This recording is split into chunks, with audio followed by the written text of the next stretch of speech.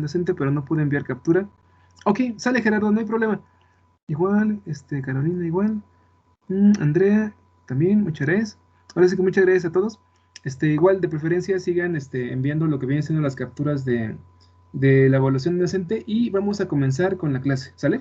Digo, para las personas que todavía no hayan hecho la evaluación docente, vamos a reservar un pequeño tiempo al final de la clase para que se den el tiempo de hacerla, enviar lo que viene siendo la captura de pantalla y ya con eso cerramos la clase, ¿sale? Pero para iniciar el día de hoy, vamos a continuar con lo que nos habíamos quedado, que era el acondicionamiento de señales, ¿sale? Eh, Hasta aquí, bueno, en esta cuestión, bueno, antes que nada, ¿ya se alcanza a ver las diapositivas?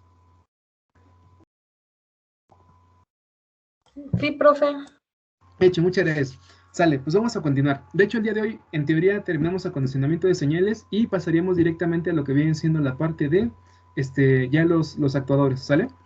Ok, en este caso nosotros estábamos viendo, bueno, la clase pasada estábamos viendo justamente que cuando nosotros hacemos uso de dispositivos, ya sea sensores, actuadores, procesadores de información, microcontroladores, PLCs, al final de cuentas, cada uno de estos dispositivos va a contar con diferentes entradas y diferentes salidas, ¿sale? Cuando nosotros creamos un sistema, lo que estamos buscando es generar una propiedad emergente, ¿sale? Y para poder generar esta propiedad emergente y cumplir con un objetivo en común que todos estos dispositivos van a buscar generar, se requiere justamente que todos los dispositivos que conforman el sistema puedan trabajar e interconectarse entre ellos, ¿sale? Para ello, pues nosotros tenemos que asegurarnos de que literalmente los dispositivos puedan ser compatibles unos con otros, ¿sale? Generalmente cuando hablamos de sensores, de procesadores y demás, la mayor parte de estos dispositivos generalmente cuentan con sus propios parámetros, ¿no? O sea, su propio voltaje, su propia corriente, sus propios protocolos de comunicación, etcétera. Y debido a eso, generalmente nosotros vamos a encontrarnos que literalmente un dispositivo no va a ser compatible directamente con el otro, ¿sale? Para ello, para evitar justamente esa incompatibilidad, nosotros, o más bien, para subsanar esa incompatibilidad, tenemos que integrar dispositivos que funcionen como traductores, ¿sale? Los traductores toman la información de lo que viene siendo un dispositivo, la adecuan, la procesan, le dan un tratamiento previo a generar, bueno, a llegar al dispositivo siguiente, y con ese tratamiento previo, con pues sí, tratamiento o adecuación de la información previa, nosotros agarramos y adecuamos la información para que el siguiente bloque, el siguiente dispositivo, sea capaz de entender la información del bloque anterior, en este caso un sensor o cualquier otro dispositivo, y sobre eso, pues que sepa realmente qué hacer con esa información, ¿sale? En esencia, eso es lo que nosotros estamos viendo con respecto a lo que vienen siendo los acondicionadores de señales o adecuadores de señales, ¿sale? ¿Alguien se acuerda qué es lo que vimos la clase pasada?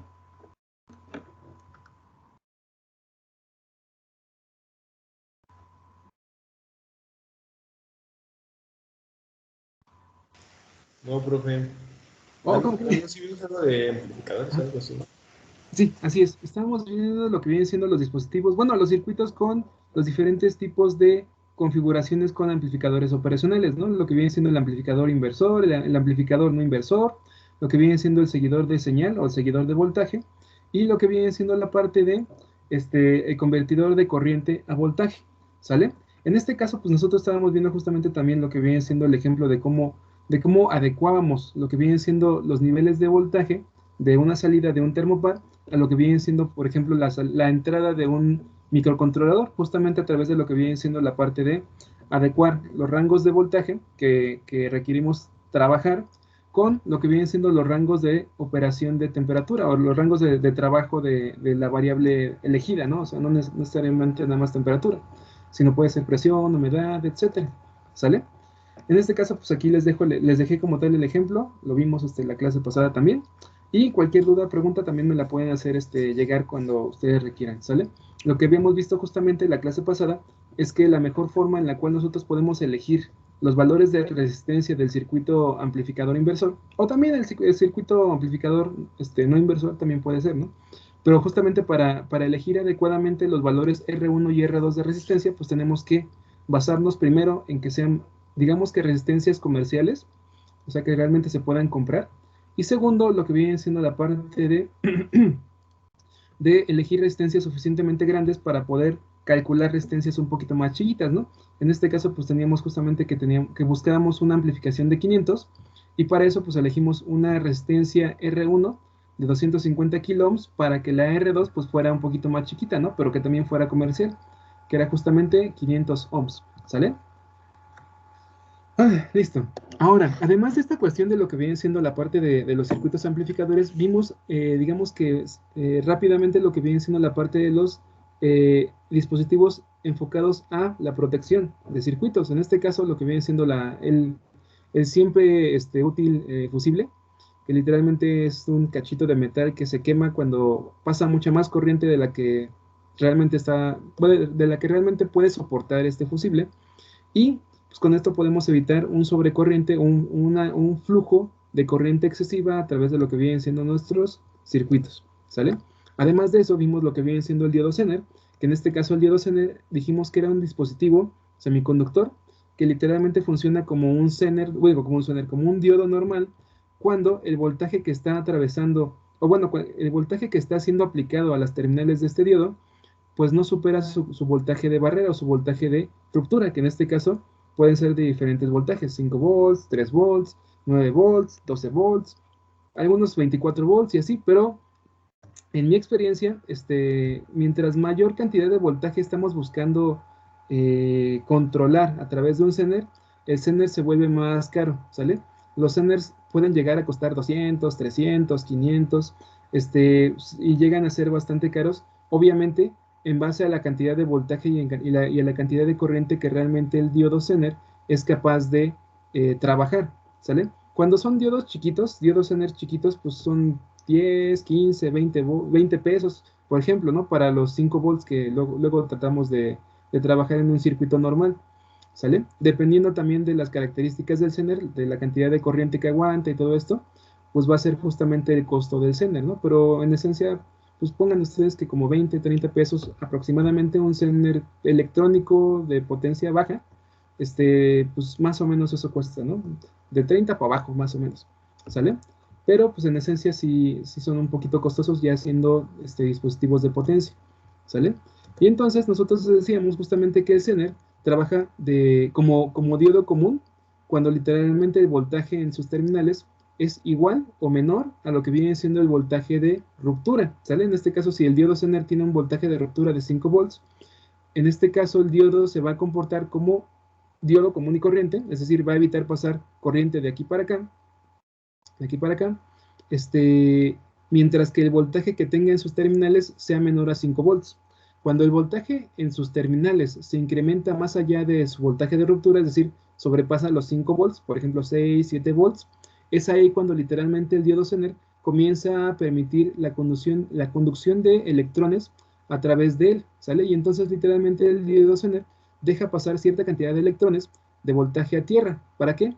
Para reducir la cantidad de carga que tiene este dispositivo, y por lo tanto nosotros vamos a tener que el voltaje que va a mantener en sus terminales siempre va a buscar ser el voltaje de ruptura que tiene como nominalmente Zener, que en este caso justamente va a buscar mantener 5 volts en sus terminales, aun cuando el voltaje que esté recibiendo por acá, por ejemplo, en esta terminal, de aquí para acá, sea de 7, de 8, de 12 volts, ¿sale?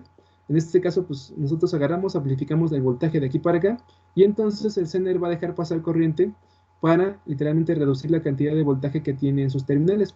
Eso va a obligar justamente a que parte de la carga, parte del voltaje que se está, digamos que en teoría disipando, recaiga o caiga o bueno, sí caiga o se delegue directamente a lo que viene siendo esta resistencia, ¿sale? Es lo que veíamos en el video de la clase pasada, ¿sale? Y pues aquí como tal, pues veíamos justamente la forma en la que funcionaba, ¿no? Diodo Zener. Nosotros agarrábamos, incrementábamos lo que viene siendo el voltaje de 5 a 7 volts, y entonces con 7 volts como tal, este voltaje ya es más grande que lo que viene siendo el voltaje de barrera, digo, el voltaje de ruptura de lo que viene siendo el diodo Zener. Por lo tanto, el diodo Zener comienza a funcionar como si fuera un conductor, ¿sale? Deja pasar cierta cantidad de corriente, y eso, digamos que permite que el voltaje que tiene en sus terminales caiga de nuevo a lo que viene siendo el voltaje de ruptura, ¿sale? Que en este caso es aproximadamente a 5.22 volts, que es aproximado justamente a su voltaje de ruptura, que son 5.1 volts, ¿sale? En esencia, o sea, digamos que esto no lo vimos así como moraleja o conclusión, por así llamarlo, la clase pasada, pero la forma en la que podemos ver esto es lo siguiente. Si nosotros queremos asegurar que nuestros circuitos van a mantener su voltaje de trabajo, por ejemplo, a 5 volts, por ejemplo, muchos microcontroladores, el PIC, el Arduino y demás cosas, pues se queman si nosotros le aplicamos más allá de 5 volts, ¿sale? Bueno, digamos que el voltaje máximo que luego llegan a aguantar son 6 volts. Yo he alimentado microcontroladores con 6 volts y lo aguantan bien, pero después de esos 6 volts, literalmente el microcontrolador sufre daños. Pueden ser, digamos que en automático, o sea, literalmente lo conectamos y se quema, o pueden ser daños, digamos que paulatinos. Por ejemplo, si nosotros alimentamos justamente con 6.1, 2 volts, 6.2, 6.3 volts, un microcontrolador, el microcontrolador puede funcionar, digamos que al principio bien, pero se va a desgastar mucho más rápido. Y por lo tanto puede que algunas de las patitas que tiene el microcontrolador, los pines o las conexiones, se vayan desgastando más rápidamente y en algún momento ya van a dejar de conducir, ahora sí que van a dejar de funcionar, ¿sale? Entonces, para que nosotros evitemos que estos microcontroladores se dañen, requerimos meter justamente un diodo Zener, en este caso de 5.1 volts de voltaje de ruptura. ¿Para qué? Para que literalmente, aun cuando nosotros alimentemos el Arduino con 7, con 12, con 9 volts, ese voltaje agarre, pase por acá y el voltaje que realmente nosotros le vamos a dar al microcontrolador es el voltaje que existe ahí. ¿Sale? Literalmente ese voltaje que vamos a tener de aquí para acá. ¿Sale? Y ese voltaje, a través justamente de este multímetro que estamos viendo acá, es más, déjenme se los incremento. Ahí está.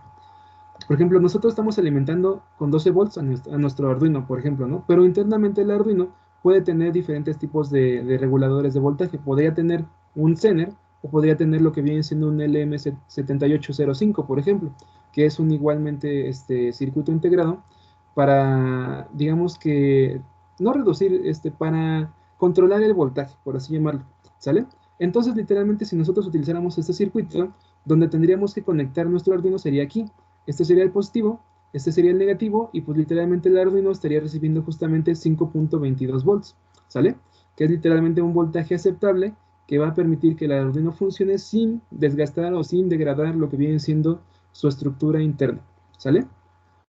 Y en esencia, pues para eso sirven los diodos Zener. O sea, la idea como tal es que el Zener va a mantener siempre un voltaje en sus terminales igual al voltaje nominal de su voltaje de ruptura, en este caso 5.1 volts, o para otros diodos 3.3 volts, o 9 volts, o 12 volts, por ejemplo, o 7 volts algunos, dependiendo del diodo Zener que estemos trabajando. ¿Sale? ¿Hasta aquí hay alguna duda? ¿Hay alguna pregunta? No, profe. ¿No? Chicos, los demás, dudas, preguntas, así con confianza, ¿eh? No hay problema. No, profe, ninguna de mi parte. Ok, excelente. Sale, si no, a ver, dice, por ahora no, profe Rafael. Sale, gracias, Rafael. Ok, entonces, si no hay ninguna duda acerca de lo que viene siendo el funcionamiento del Zener y demás cosas, vamos a proseguir, ¿sale? Esto lo voy a dejar aquí como un indicador del voltaje de salida.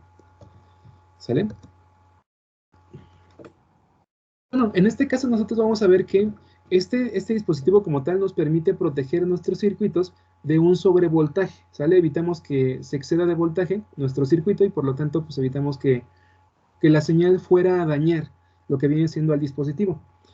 En esta cuestión hay algo bastante interesante, ¿sale? Es más, les voy a compartir mi experiencia justamente con esta cuestión de los sobrevoltajes, porque, por ejemplo, anteriormente en la tecnología antigua que alguna vez yo usé, digo, no es como tal de mi época, sino que más bien usé alguna vez una computadora muy viejita que tenía una cosa que se llama puerto paralelo. El puerto paralelo trabaja en esencia, dependiendo del tipo de puerto paralelo, ¿no? Pero algunos manejan bueno, ay, perdón, más menos 9 volts y otros manejan 12 volts de señales de salida para generar justamente una transmisión de información de un lado a otro, ¿sale? Estos 12 volts o estos 9 volts como tal son voltajes muy altos digamos que o comparándolos con la tecnología que existe actualmente, ¿no? La tecnología que existe actualmente trabajan con 5 volts, trabajan con 12 volts, y pues por lo tanto, pues eso hace que nuestros dispositivos, por ejemplo, nuestro Arduino, no soporte la información que viene, por ejemplo, de este puerto paralelo, ¿sale? ¿Por qué? Pues porque al final de cuentas es un voltaje muy grande, y el Arduino pues trabaja con voltajes de 5 volts o de 3.3 volts para lo que viene siendo el Arduino Nano, ¿sale? Entonces, yo cuando estuve trabajando lo que viene siendo esta parte del puerto paralelo para hacer una comunicación entre la computadora y el Arduino, digo, y el Arduino y el microcontrolador, que en este caso era el PIC18, pues me di cuenta que si le metía estos 12 volts a mi PIC como entrada de señal, pues lo iba a chamuscar de un golpe. Entonces, yo lo que estaba buscando justamente era un dispositivo que redujera 12 volts a 5 volts de salida, ¿sale? En este caso les voy a decir que pues realmente esto, como tal, este circuito Zener, en ese entonces no lo conocía y me hubiera ahorrado mucho trabajo y mucho estrés, ¿no? Pero al final de cuentas, este circuito como tal justamente funcionaría como eso, ¿no? Nosotros agarramos, mandamos una señal, por ejemplo, cuadrada o un PWM desde esa computadora que maneja 12 volts de señal de salida, y con eso nosotros vamos a poder agarrar y adecuar esa señal de 12 volts a una señal de salida de 5.1 volts, que ahora sí va a ser suficientemente chica como para poder ser procesada por un microcontrolador, ¿sale? De hecho, es algo bastante interesante porque esto como tal nos va a permitir reducir la cantidad de señal o la cantidad de voltaje que cuenta, con la que cuenta una señal para poder adecuarla a una entrada digital de un microcontrolador o de un PLC que nosotros busquemos conectar a un dispositivo de mayor potencia, ¿sale? Digamos que esa es la forma en la cual nosotros vamos a poder proteger la señal y adecuar las señales de un dispositivo a otro, ¿sale? Por ejemplo, esto funciona igualmente para lo que vienen siendo los 3.3 volts, ¿sale? Por ejemplo, si ustedes quisieran conectar aquí un Arduino, ¿sale? Y el Arduino lo quisieran conectar a bueno, a un Arduino Uno, ¿no? Si quisieran conectar un Arduino Uno con un Arduino Nano, en vez de tener un diodo Zener de 5.1 volts, aquí tendrían que poner lo que viene siendo un diodo Zener de 3.3 volts. ¿Para qué? Para que literalmente todas las señales que saque el Arduino Uno, que son de 5 volts de corriente directa, se reduzcan hasta una señal de salida de 3.3 volts, suficiente para que literalmente el Arduino Uno tome esa señal, la comprenda, la procese y de ahí pues literalmente genere lo que viene siendo el resultado del procesamiento, ¿no? O sea, activar algo, mandar una señal, comunicarse con internet, etcétera. ¿Sale?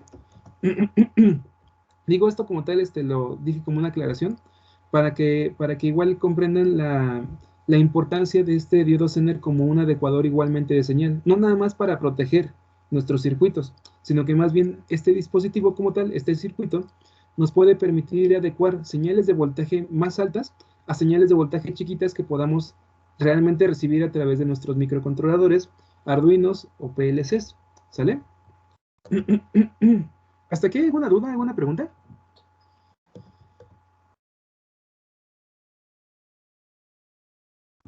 No, profe, ninguna. Hecho. Sale, pues vamos a continuar. ¿Sale? Miren, en este caso nosotros ya tenemos lo que viene siendo la parte de reducción de cantidad de voltaje y corriente a través de un diodo Zener, ¿no? Hace rato como tal vimos la protección a través de lo que viene siendo la parte de fusibles, ¿sale? Ahora nosotros vamos a empezar a ver lo que viene siendo algo que se llama optoacoplamiento, ¿sale? ¿Alguien sabe a qué se refiere el optoacoplamiento? ¿Alguien ha escuchado este término de optoacoplador?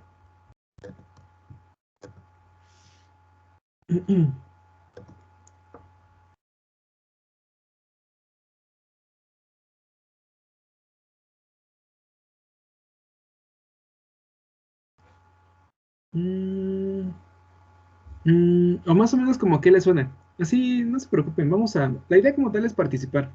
Por ejemplo, ¿a qué le suena esta palabra de optoacoplar? Pues sería conectar cierto aparato o cierto objeto a 8 objetos diferentes, ¿no? Ok, va por ahí, nada más que no es octo, sino es opto, con P. Ok, perdón, es que no estoy viendo una diapositiva con la palabra. Pues conexión, Ajá. conexión por luz, ¿no?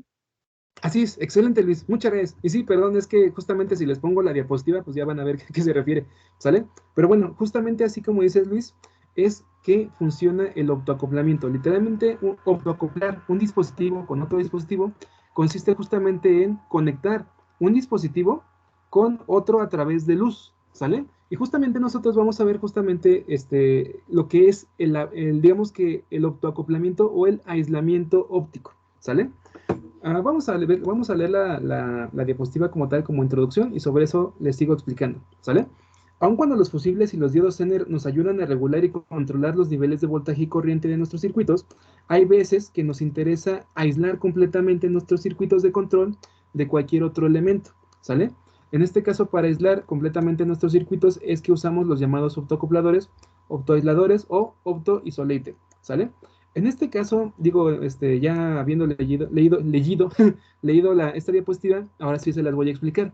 Miren, cuando nosotros tenemos lo que vienen siendo sistemas mecatrónicos como tal, generalmente nuestros circuitos de control, es decir, el Arduino, el FPGA, lo que viene siendo el PIC y otros microcontroladores como tal, pues generalmente van a tener niveles de voltaje muy chiquitos comparados con lo que vienen siendo los voltajes de un motor trifásico, de un motor de corriente alterna, de un motor de corriente directa de 24 o 48 volts, por ejemplo. Y en esencia nosotros vamos a ver que estos dispositivos, o sea, el Arduino, el Arduino Uno, el PIC, lo que sea, pues si nos pasamos de voltaje, por ejemplo, si es lo que les decía, ¿no? Si nos pasamos de 6 volts, lo chamuscamos, así prácticamente es un hecho, ¿no? Si nos pasamos de 6 volts, ¡pum!, lo quemamos al instante, ¿no? Al contacto. Entonces, nosotros lo que buscamos a veces, bueno, a veces porque digo, a veces no trabajamos con tanta corriente, pero a veces sí. Cuando nosotros trabajamos con lo que vienen siendo circuitos o dispositivos de alta potencia, digamos, compréndase alta potencia más allá de 24 volts para un microcontrolador, por ejemplo. Cuando nosotros estamos trabajando con potencias, voltajes y corrientes más altos de lo que realmente un microcontrolador aguanta, llega a haber momentos en los que literalmente un flujo de corriente de estos 24, 12 volts, 48 volts, etcétera, puede llegar a fluir hacia el microcontrolador, ¿sale? Si en algún momento eso llega a pasar, pues literalmente esos 48 volts van a freír, digamos que instantáneamente o automáticamente nuestros microcontroladores, los cerebros de lo que vienen siendo nuestros sistemas, ¿sale? Derivado de eso, hay momentos en los cuales, en esas situaciones como tal, hay momentos en los que nosotros requerimos asegurarnos de que no va a haber ningún reflujo de corriente, ningún reflujo de voltaje que llegue directamente hacia nuestros microcontroladores, sino que literalmente el microcontrolador nada más va a mandar señales y nunca va a recibir nada externo a este circuito de control, ¿sale? Para que nosotros podamos lograr esto, justamente es que nosotros usamos algo que se llama optoacoplamiento, ¿sale? En esencia, nosotros vamos a ver que los optoacopladores son dispositivos que aíslan completamente lo que viene siendo nuestro microcontrolador de lo que vienen siendo las etapas de potencia o las etapas de corrientes y voltajes altos que tenemos ya para lo que viene siendo el control de motores, actuadores y demás, ¿sale? Derivado de eso, nosotros vamos a ver justamente lo que viene siendo este circuito, ¿sale? Miren, esto como tal es un optoacoplador. En esencia es un circuito que literalmente está conformado por un LED. Es más, déjenme escribir así, igual un apuntador. En este caso, internamente el optoacoplador tiene un LED, ¿sale? Este LED como tal, igual, genera luz en base a la cantidad de corriente y voltaje que nosotros apliquemos en sus terminales, ¿sale? En este caso nosotros tenemos lo que viene siendo un PIC, y este PIC manda una señal de voltaje de 5 volts. Estos 5 volts encienden lo que viene siendo el LED a través de la recirculación de corriente de aquí para acá, y al encenderse el LED, literalmente se genera un efecto de excitación sobre lo que viene siendo la parte del optotransistor, ¿sale? Este como tal es un optotransistor y literalmente nosotros aplicamos luz y esto va a dejar, digamos que va a excitar la base de lo que viene siendo el optotransistor, y al energizarse la base como tal del transistor, se genera un reflujo de corriente de colector a emisor, ¿sale? En esencia, esta es la forma en la que funciona lo que viene siendo un optoacoplador, ¿sale? Ahora sí que voy a describirles el concepto que les puse aquí, ¿no? Los optoacopladores como tal son dispositivos que cuentan con un diodo LED infrarrojo que encendemos y apagamos a través de las salidas de nuestro microcontrolador, ¿sale? Que es lo que les acabo de decir. Cuando encendemos el LED infrarrojo, esa luz excita la base de nuestro fototransistor y eso hace que el fototransistor deje pasar corriente de colector a emisor, ¿sale? Con esto pues nosotros logramos cerrar un circuito eléctrico y logramos hacer que la corriente y voltaje que tenemos en nuestra fuente recircule hacia lo que viene siendo la carga, que en este caso puede ser una lamparita, un LED o cualquier otro dispositivo, ¿sale? En este caso hay algo importante que les tengo que decir. El optotransistor funciona en esencia como un transistor cualquiera, ¿sale? Es decir, el optotransistor va a trabajar como un, ¿cómo se puede decir? Un dispositivo que cierra y abre el flujo de corriente, pero en este caso recuerden que es sobre corriente directa, ¿sale? En este caso nosotros tenemos que aplicarle corriente directa para que el optotransistor realmente deje pasar corriente de un lado a otro, ¿sale? Ahora bien, además de tener optotransistores, nosotros tenemos otros tipos de dispositivos que se llaman optotriacs o optotiristores. Los optotiristores son, digamos, que la versión de corriente alterna de estos optotransistores, ¿sale? En este caso es lo mismo, nada más que aquí vamos a tener un dispositivo llamado triac que va a dejar pasar corriente alterna de un lado a otro, ¿sale? Es prácticamente lo mismo, literalmente es un dispositivo que deja pasar corriente o no deja pasar corriente en base a la cantidad de luz que nosotros le apliquemos a través del LED, ¿sale? Y en esencia pues son LEDs de tipo infrarrojo, ¿sale? Y ahora se preguntarán, ¿por qué? O sea, ¿para qué nosotros vamos a hacer esto, no? ¿Para qué tendríamos que poner un circuito de este tipo? Bueno, en esencia es por esto.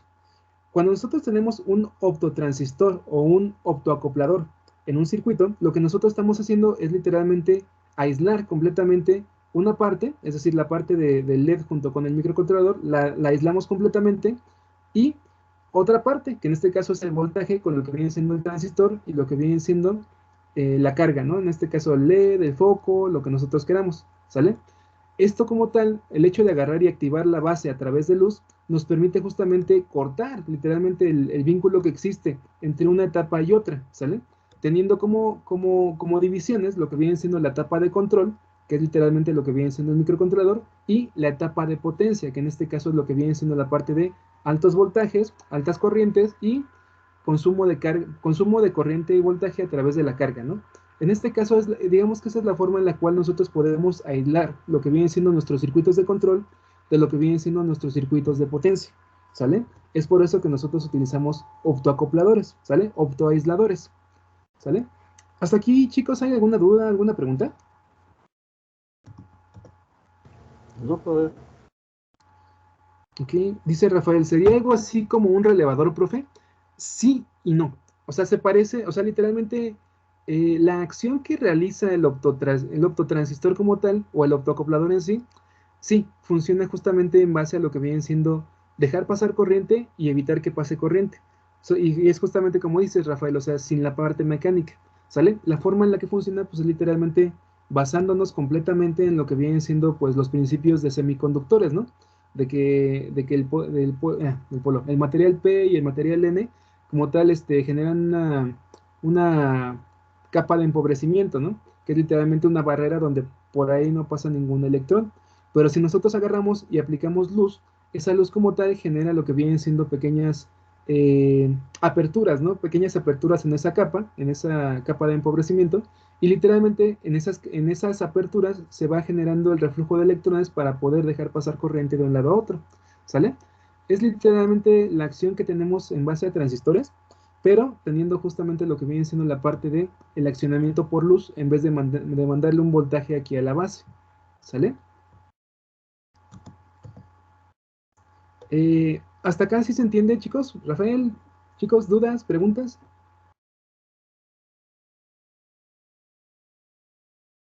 No, profe, de mi parte ninguna. Hecho, también. Muchas gracias. Gracias, Salvador. Igualmente, gracias, Rafael. Sale, pues vamos a continuar. Miren, en este caso nosotros, o sea, este dispositivo como tal, el optoacoplador, a mí en lo personal me ha servido muchísimo, porque cuando tratamos de controlar un motor, por ejemplo, en vez de ponerle el foquito, podemos ponerle el motor, y literalmente esto, o sea, el autoacoplamiento nos permite controlar voltajes y, bueno, voltajes en esencia, voltajes altos, ¿sale? Si nosotros le ponemos aquí un motor de 24 volts o de 12 volts, pues sí lo podemos operar a través de lo que viene siendo el control del transistor, ¿sale? Obviamente se puede poner, digamos que más circuitería para que realmente sea óptimo, ¿no? Pero en esencia funciona bastante bien, ¿sale? O sea, nosotros podemos ponerle aquí lo que viene siendo una fuente de 24 volts o de 50 volts, obviamente que lo aguante el optotransistor sin ningún problema. ¿Por qué? Porque al final de cuentas estos 50 volts nunca van a tocar al PIC o el microcontrolador o al Arduino, ¿sale? ¿Por qué? Porque están completamente aislados uno del otro, ¿sale? Si en algún momento existe una sobrecarga, un sobrevoltaje, una sobrecorriente, esa sobrecarga o sobrevoltaje o sobrecorriente solamente quemaría lo que viene siendo la parte del transistor y el LED como tal, pues ni sabría que se quemó. ¿Sale? Literalmente el LED como tal estaría funcionando normalmente y por lo tanto lo que viene siendo el dispositivo de procesamiento de información, que en este caso sería el Arduino o el PIC, no va a sufrir ningún daño, ¿sale? Digamos que esa es la parte más importante de lo que viene siendo el uso de optotransistores o sistemas de optoacoplamiento, que es literalmente aislar la parte del procesamiento de información y señales completamente de lo que viene siendo la parte de la etapa de potencia del circuito, ¿sale? Y de hecho, justamente retomando esta cuestión, este optocoplador como tal, lo usé justamente con el problema que les decía de aquí que me hubiera gustado tener el Zener, ¿sale? Porque al final de cuentas yo tenía una señal de voltaje de 12 volts aquí, y entonces calculé una resistencia eléctrica para reducir el voltaje y que nada más le llegara aquí al LED los 3 volts que consumía. Y acá, pues literalmente lo único que hice fue ponerle un voltaje de 5 volts y aquí a la salida pues conecté el microcontrolador para poder obtener lo que viene siendo la señal en 5 volts en vez de en 12 volts.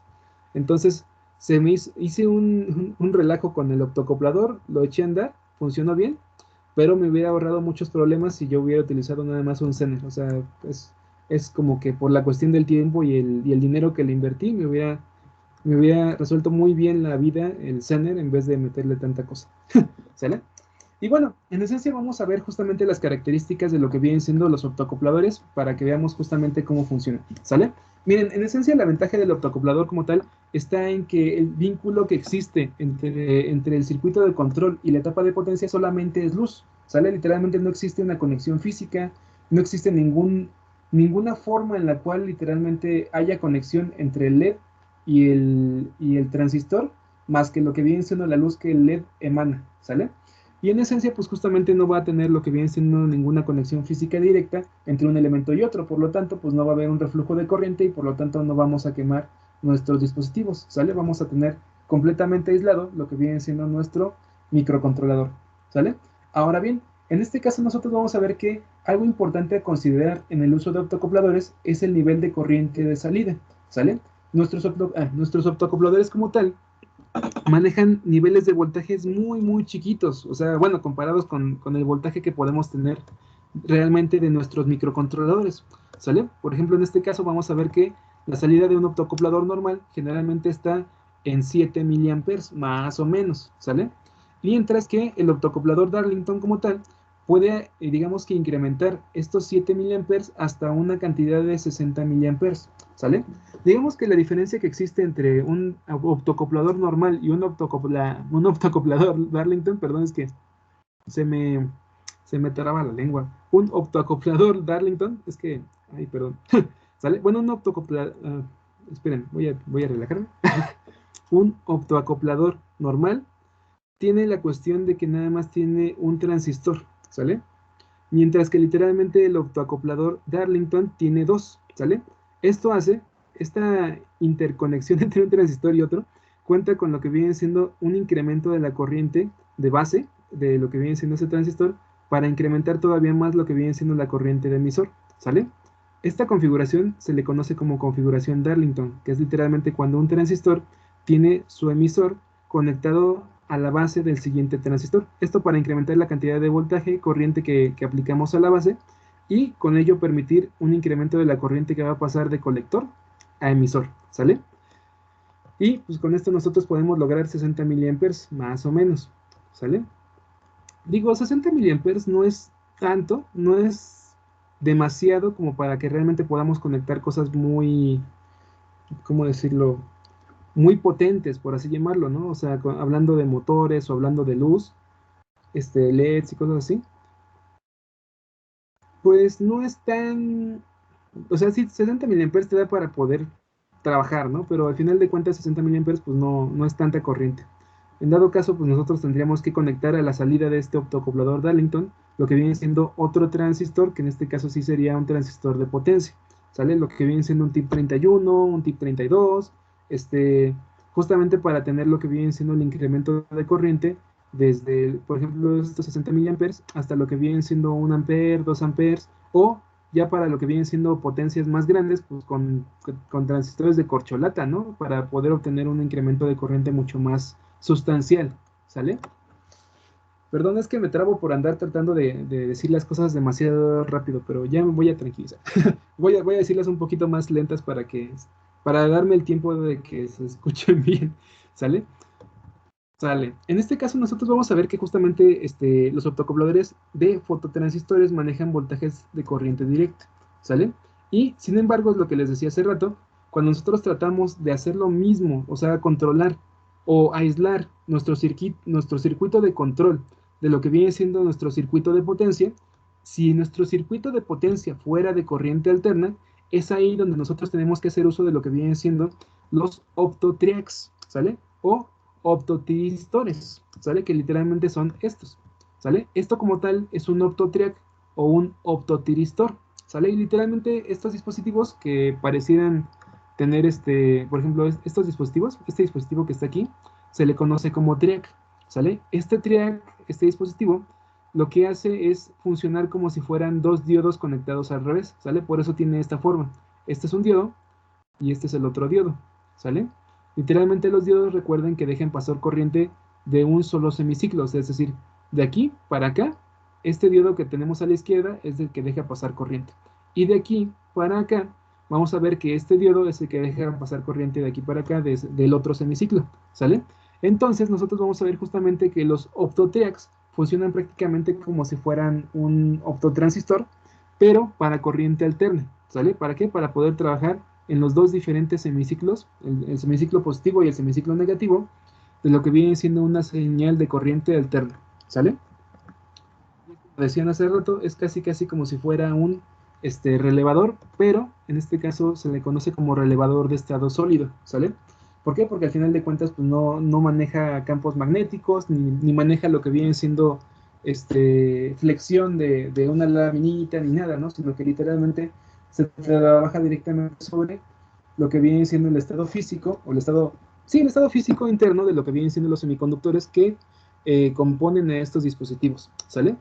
Literalmente este optotriac o optotiristor pues maneja lo que viene siendo corrientes alternas, voltajes alternas, en base justamente al accionamiento de un LED, ¿sale? El LED se prende, al prenderse o al encenderse este LED emana luz y esta luz excita lo que viene siendo la parte de los materiales semiconductores que conforman al triac y eso deja pasar corriente de un lado a otro, ¿sale? En este caso, pues literalmente es lo que les digo, ¿no? Su modo de funcionamiento es el mismo, se excita la base a través de una luz infrarroja para permitir e impedir el flujo de corriente eléctrica a través del dispositivo, ¿sale? Chicos, ¿hasta aquí hay alguna duda, alguna pregunta, comentario?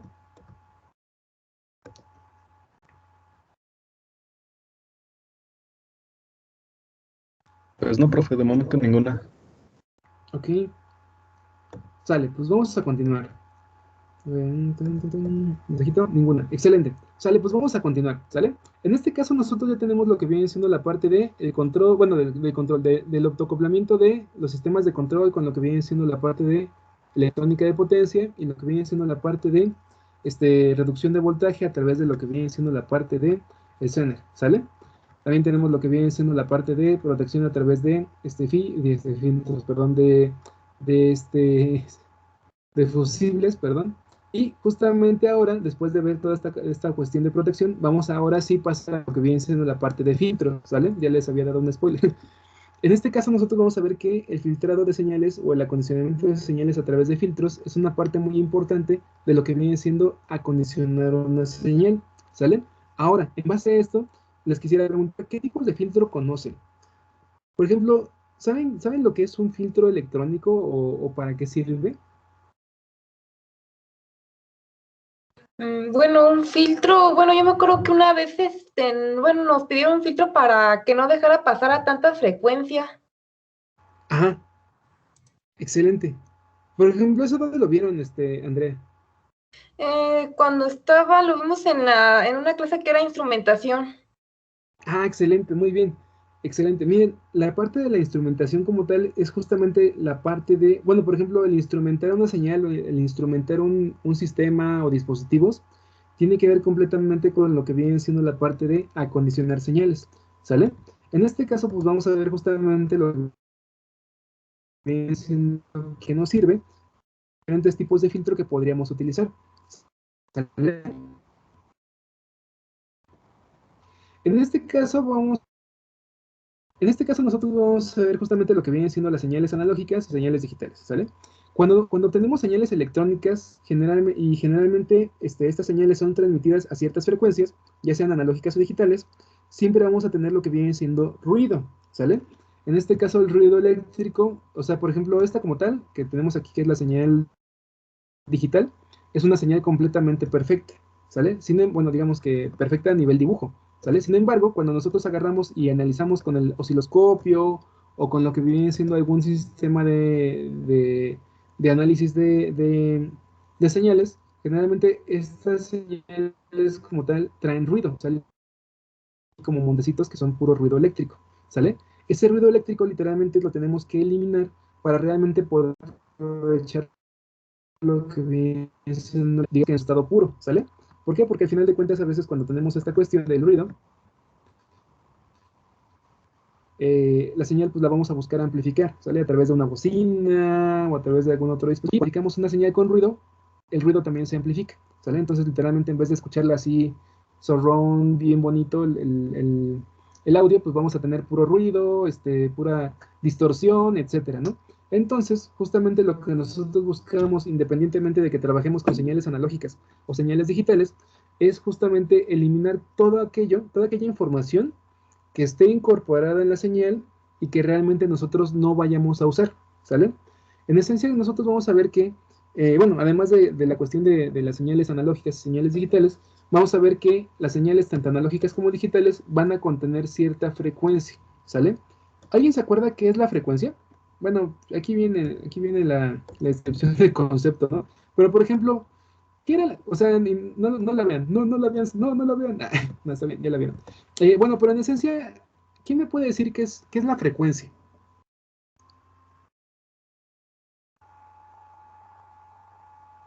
¿O qué entienden ustedes por frecuencia, independientemente de que ya hayan leído el texto? ¿Qué entienden ustedes por una frecuencia?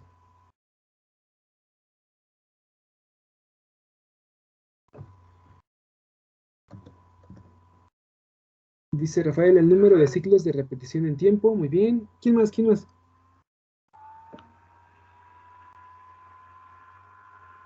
También puede ser como el valor inverso del periodo.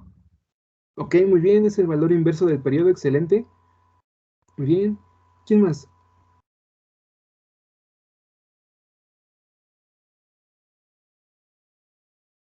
¿Qué es una frecuencia? ¿O para qué? Más importante que qué es. ¿Para qué usamos las frecuencias?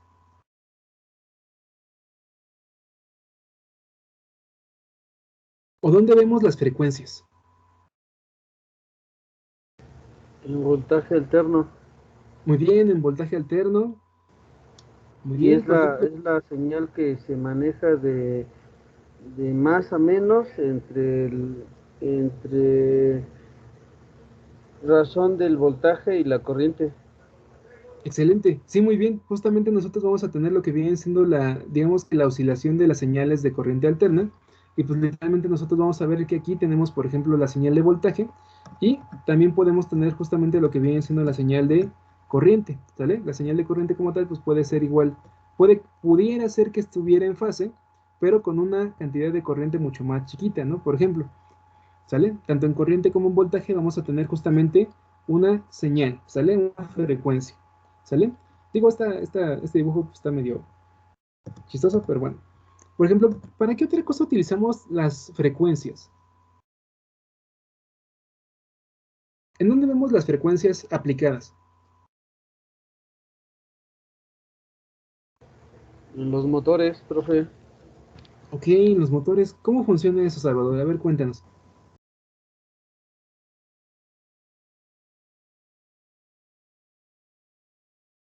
Se supone que le aplicas a una frecuencia estable según para toda esta parte del mundo Ujú. o del planeta, digámoslo así, es la frecuencia estable es a 60 Hz. Son Ujú. los ciclos con los que va a ser. Los ciclos es cada una de las alternancias, vaya. Un ciclo es un subir y un bajar. Ajá.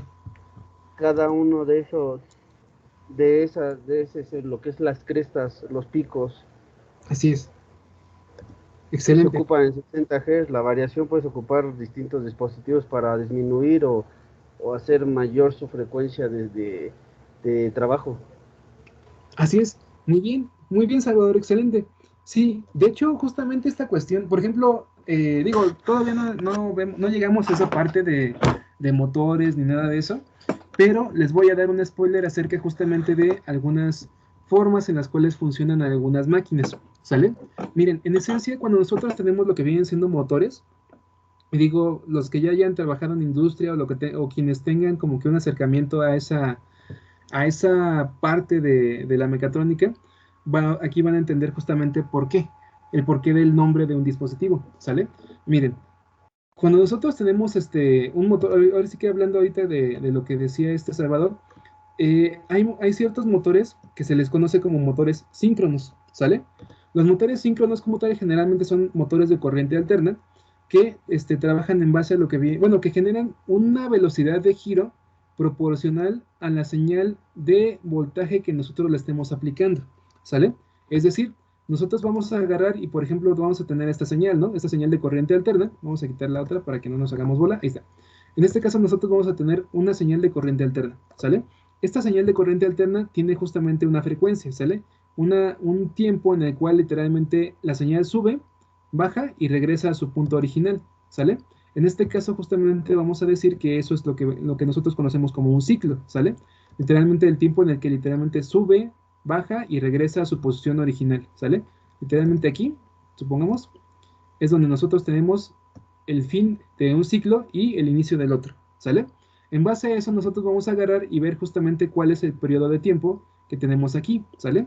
En este caso es el tiempo de subida, tiempo de bajada, y en conjunto pues vamos a tener lo que viene siendo pues el tiempo del ciclo, ¿sale? En este caso justamente lo que veíamos de lo que era la frecuencia era justamente el hecho de cuántos ciclos, la frecuencia como tal es igual a ciclos por segundo, ¿no? Ahí vamos a... Ahí está. Ahí está, ¿sale? La frecuencia como tal van a ser la cantidad de ciclos, es decir, la cantidad de veces que esta señal se repite una y otra vez por cada segundo que pasa, ¿sale?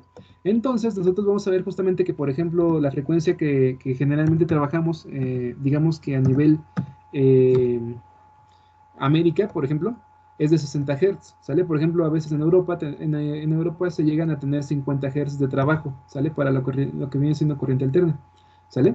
Sin embargo, pues aquí como tal en América, pues tenemos justamente 60 Hz, ¿sale? Ahora, algo interesante de lo que vienen siendo estos motores que se llaman motores, ¿cómo se dice? Ay, ¿cómo les dije que se llaman? Se me fue el nombre. Los motores síncronos, perdón. Los motores síncronos como tal tienen una característica muy interesante, que es que van a generar una velocidad proporcional a la velocidad con la cual la señal de alimentación cambia, ¿sale? Es decir, nosotros vamos a tener 60 Hz y en base a esos 60 Hz, el motor va a generar cierta velocidad constante y proporcional justamente a esos 60 Hz. Por ejemplo, si la constante es de 2, pues entonces va a generar 120 revoluciones por segundo, por ejemplo, o por minuto, dependiendo de la proporcionalidad que tenga el motor, ¿no? Si nosotros agarramos y, por ejemplo, conectamos este mismo motor por ejemplo, la conexión de Europa, que son 50 Hz, pues entonces esto va a generar, por ejemplo, 50 Hz multiplicados por la constante de proporcionalidad, supongamos que igual sea 2, vamos a tener 100, ¿sale? 100 revoluciones por minuto, 100 revoluciones por segundo, ¿sale? Esa es la forma en la que funcionan estos motores síncronos, ¿sale? Ahora bien, en base a esta forma en la cual funcionan estos motores síncronos, es que nosotros llegamos a utilizar algo que se conoce como variadores de frecuencia, ¿sale? Los variadores de frecuencia como tal son dispositivos en esencia electrónicos, pero más enfocados a lo que viene siendo la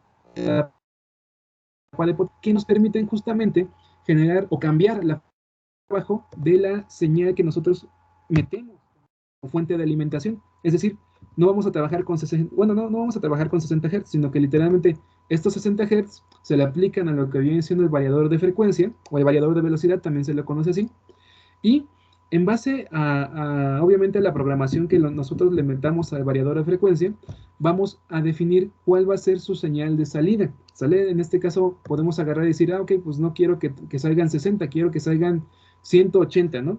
Y entonces el variador de frecuencia agarra y adecua los 60 Hz de entrada a 180 Hz de salida.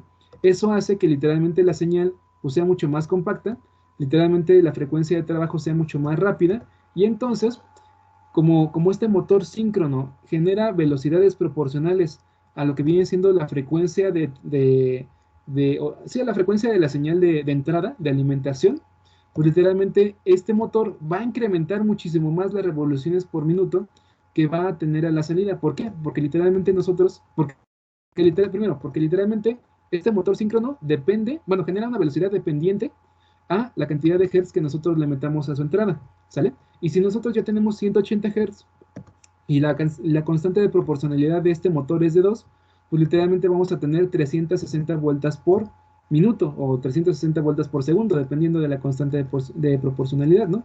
Pero es así como nosotros logramos operar y controlar la velocidad de un motor a través justamente de lo que viene siendo el uso de un dispositivo llamado variador de frecuencia, ¿sale?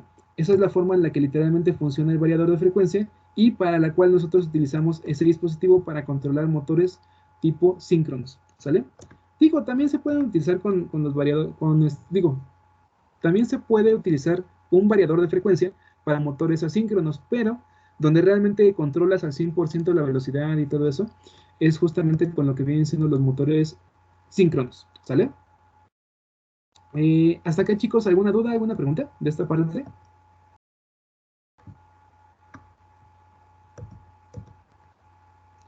Dice, Christopher dice, en las radios al transmitir señales. Así es. También con lo que viene siendo esta parte de transmisión de señales a través del aire y todo esto, es cuando realmente también se aplica lo que viene siendo la parte de las frecuencias, ¿sale? Por ejemplo, esto como tal, es como para clarificar un poco más la aplicación de las frecuencias, y nosotros utilizamos las frecuencias también para hablar, ¿sale? Por ejemplo, cuando nosotros cuando nosotros generamos sonidos, el sonido como tal también viaja a través de frecuencias, ¿sale? De lo que vienen siendo sonidos graves, sonidos agudos, esdrújulos, no, eso no existe, pero en esencia como tal, nosotros podemos producir sonidos chillones o sonidos más gruesos, justamente a través de lo que viene siendo modular, a qué velocidad vibran nuestras cuerdas vocales, y esas cuerdas vocales al vibrar generan justamente lo que vienen siendo frecuencias de vibración del aire, ¿sale? Dependiendo de qué tanto vibre nuestra voz y se transmite a través del aire, nuestra voz puede ser más aguda o más grave, ¿sale? Y también eso es justamente lo que nosotros vamos a buscar, digamos que diferenciar a la hora de segmentar y de separar la información, digamos que a través de lo que vienen siendo los filtros, ¿sale? Bueno, en esencia vamos a retomar lo que viene siendo la parte de las diapositivas. La frecuencia como tal, en esencia dijimos que es la medida del número de veces que se repite un fenómeno por unidad de tiempo, ¿sale? Independientemente de que sea un fenómeno eléctrico, un fenómeno mecánico, un fenómeno sonoro, un fenómeno radioeléctrico, independientemente de todo eso, nosotros vamos a ver que la frecuencia como tal es la medida del número de veces que se repite un fenómeno por unidad de tiempo. De hecho, si nosotros nos pusiéramos, digamos que más ¿cómo decirlo? Bueno, si nosotros nos ponemos a ver justamente todas las cosas que funcionan así, también los motores cuentan con una frecuencia de trabajo, una frecuencia de giro, por así llamarlo, que en este caso son las revoluciones por minuto. Eso como tal, o sea, las RPM, las revoluciones por minuto, también constituyen esta parte de la frecuencia. ¿Por qué? Porque es un fenómeno que se repite varias veces por unidad de tiempo, ¿no? O sea, se da un giro cierta cantidad de veces en un tiempo determinado, ¿sale? Entonces nosotros vamos a ver que justamente la frecuencia es la medida del número de veces que se repite algo por unidad de tiempo, ¿sale? Bueno, hasta acá. Chicos, ¿alguna duda, alguna pregunta, comentario?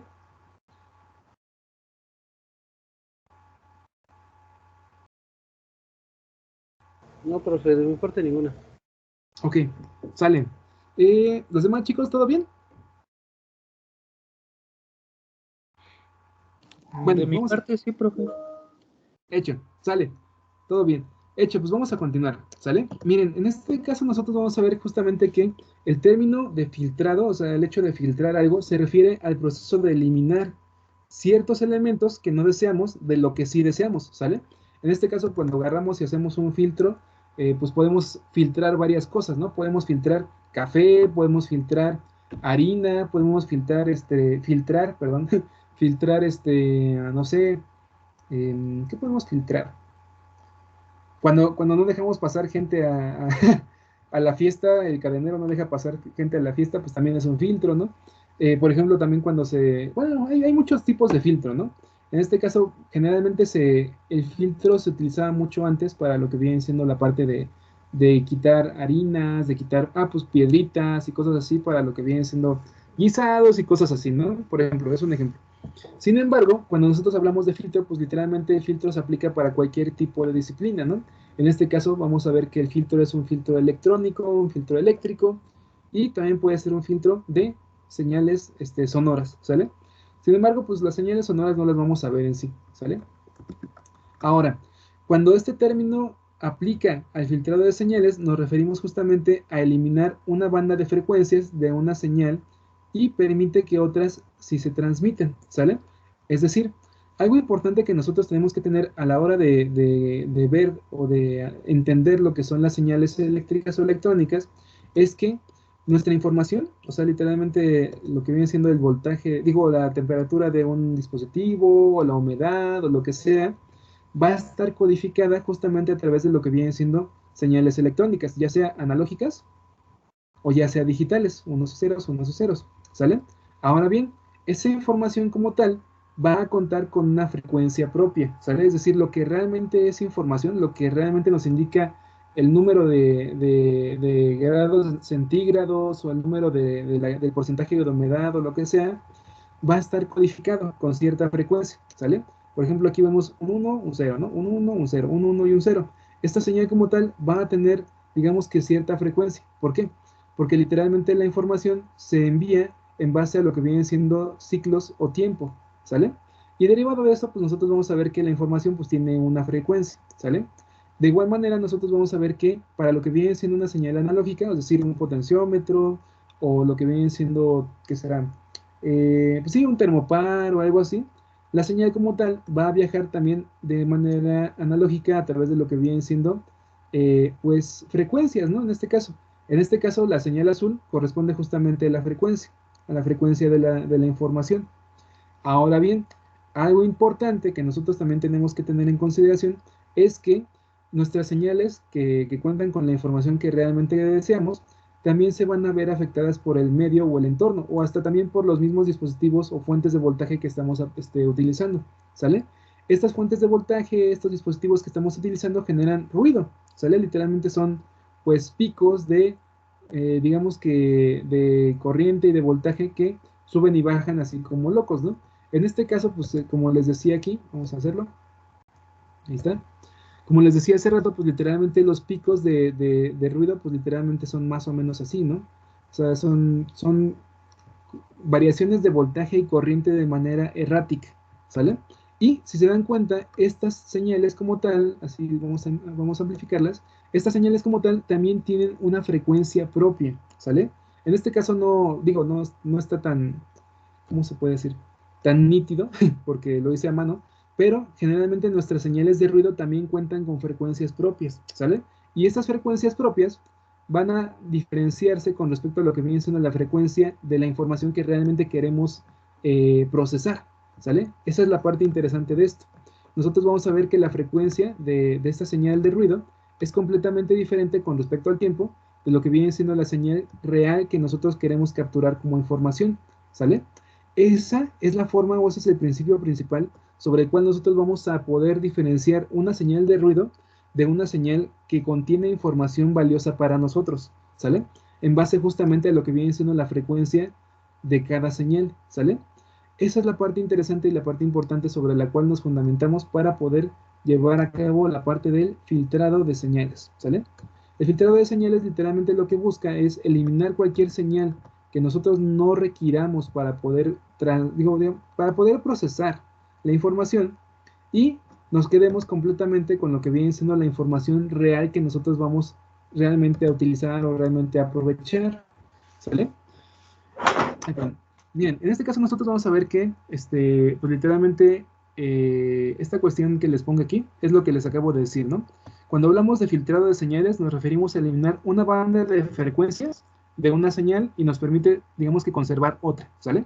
Cuando nosotros hacemos el filtrado de una señal, por ejemplo, lo que estamos buscando justamente es eliminar esta banda de frecuencias que son muy rápidas de esta banda de frecuencias que tienen otro periodo de tiempo, ¿sale? Que son más lentas, por así llamarlo, ¿sale? Esa es la forma en la cual nosotros vamos a poder llevar a cabo el filtrado de señales y saber si realmente lo que estamos recibiendo es información o es ruido, ¿sale?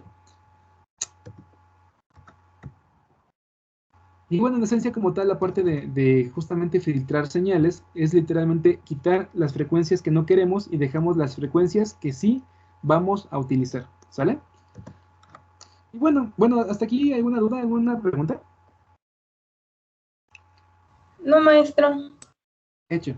Muchas gracias, Andrea. Miren, ahora sí, vamos a trabajar sobre lo que viene siendo la parte interesante de esta cuestión, ¿sale? Miren, hace rato, justamente les estaba explicando que el sonido de nuestra voz, el sonido, pues de cualquier cosa, ¿no? O sea, de una bocina o de un instrumento o lo que sea, lo que hace justamente es generar una vibración del aire. Esa vibración del aire tiene cierta cantidad de frecuencia, o sea, puede tener una frecuencia en hertz, por así llamarlo, y en base a esa frecuencia se genera una nota, ¿sale? Se generan tonos agudos o tonos graves, ¿sale? Aquí como tal les puse algo bastante interesante que justamente encontré cuando estaba desarrollando las diapositivas, que es esta parte de cómo nosotros definimos digamos que, cómo catalogamos o clasificamos un sonido para saber si es un do, o un re, o un mi, o un fa, de lo que viene siendo la parte de las notas musicales, ¿sale? En este caso nosotros vamos a ver justamente que, digamos que las notas musicales se dividen en base a algo que se llaman octavas, ¿sale? Digo, yo estudié un poco música de chico, pero realmente no domino como tal el tema de las octavas, no estoy seguro de qué es exactamente las octavas, pero en esencia, las octavas como tal indican justamente, digamos que los rangos o los tonos en los cuales cada nota suena, ¿sale? Aquí nosotros tenemos do, re, mi, fa, sol, la, si, y después regresamos a do, ¿sale? Cuando nosotros tenemos eso, do, re, mi, fa, sol, la, si, do, y iniciamos en do y terminamos en do, es por lo mismo, por la cuestión de las octavas. Nosotros empezamos aquí, do, re, mi, fa, sol, la, si, y después la siguiente nota es otra vez un do. ¿Por qué? Porque estamos avanzando de la octava 0 a la octava 1, ¿sale? O sea, literalmente es un do, pero con otro tonito, ¿sale? Digamos que esa es la forma en la que podría explicar de manera así muy, muy burda lo que viene siendo que es una octava, ¿no? La octava como tal es, digamos que la forma en la cual nosotros cambiamos el tono de cada nota, por así llamarlo. La do, re, mi, fa, sol, la, si, do. Y otra vez, do, re, mi, fa, sol, la, si, do, re, mi, fa, sol, la, si, do, y así sucesivamente. ¿Para qué? Para cada una de las octavas. Y en esencia nosotros vamos a ver justamente que lo que vienen siendo las octavas, bueno, en este caso, tienen lo que viene siendo una cuestión de, ¿cómo se puede llamar? De clasificación a través de los hertz, ¿sale? O los hercios que aquí pone, ¿sale? En esencia, hercios o hertz es lo mismo, ¿no? Y recuerden, los hertz como tal son una medida de los ciclos por segundo sobre los cuales un hecho, un evento o algo se pasa con respecto a cada unidad de segundo, ¿sale? O sea, literalmente los hertz hablan de ciclos por segundo, ¿sale? Y entonces el primer do de la octava 0 corresponde a 16.3516 Hz, ¿sale? Después re corresponde a 18.354 Hz. Después mi corresponde a 20.60 Hz. Y así sucesivamente, ¿sale? Cuando nosotros avanzamos de 30, que es el si, hacia el do de la octava 1, nosotros vamos a tener que el do de la octava 1 es 32.7 Hz, por ejemplo, ¿no?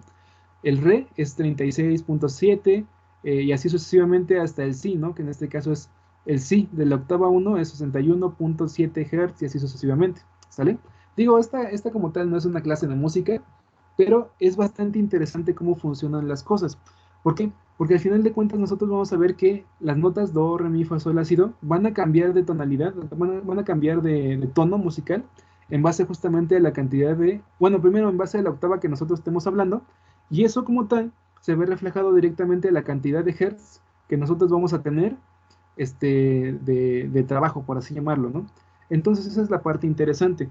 Cuando nosotros hablamos de filtrar una señal eléctrica, o una señal electrónica, o igualmente una señal de audio, cualquier tipo de señal que nosotros vayamos a querer filtrar, tenemos que tener en consideración justamente a los hertz a los cuales trabaja. ¿Para qué?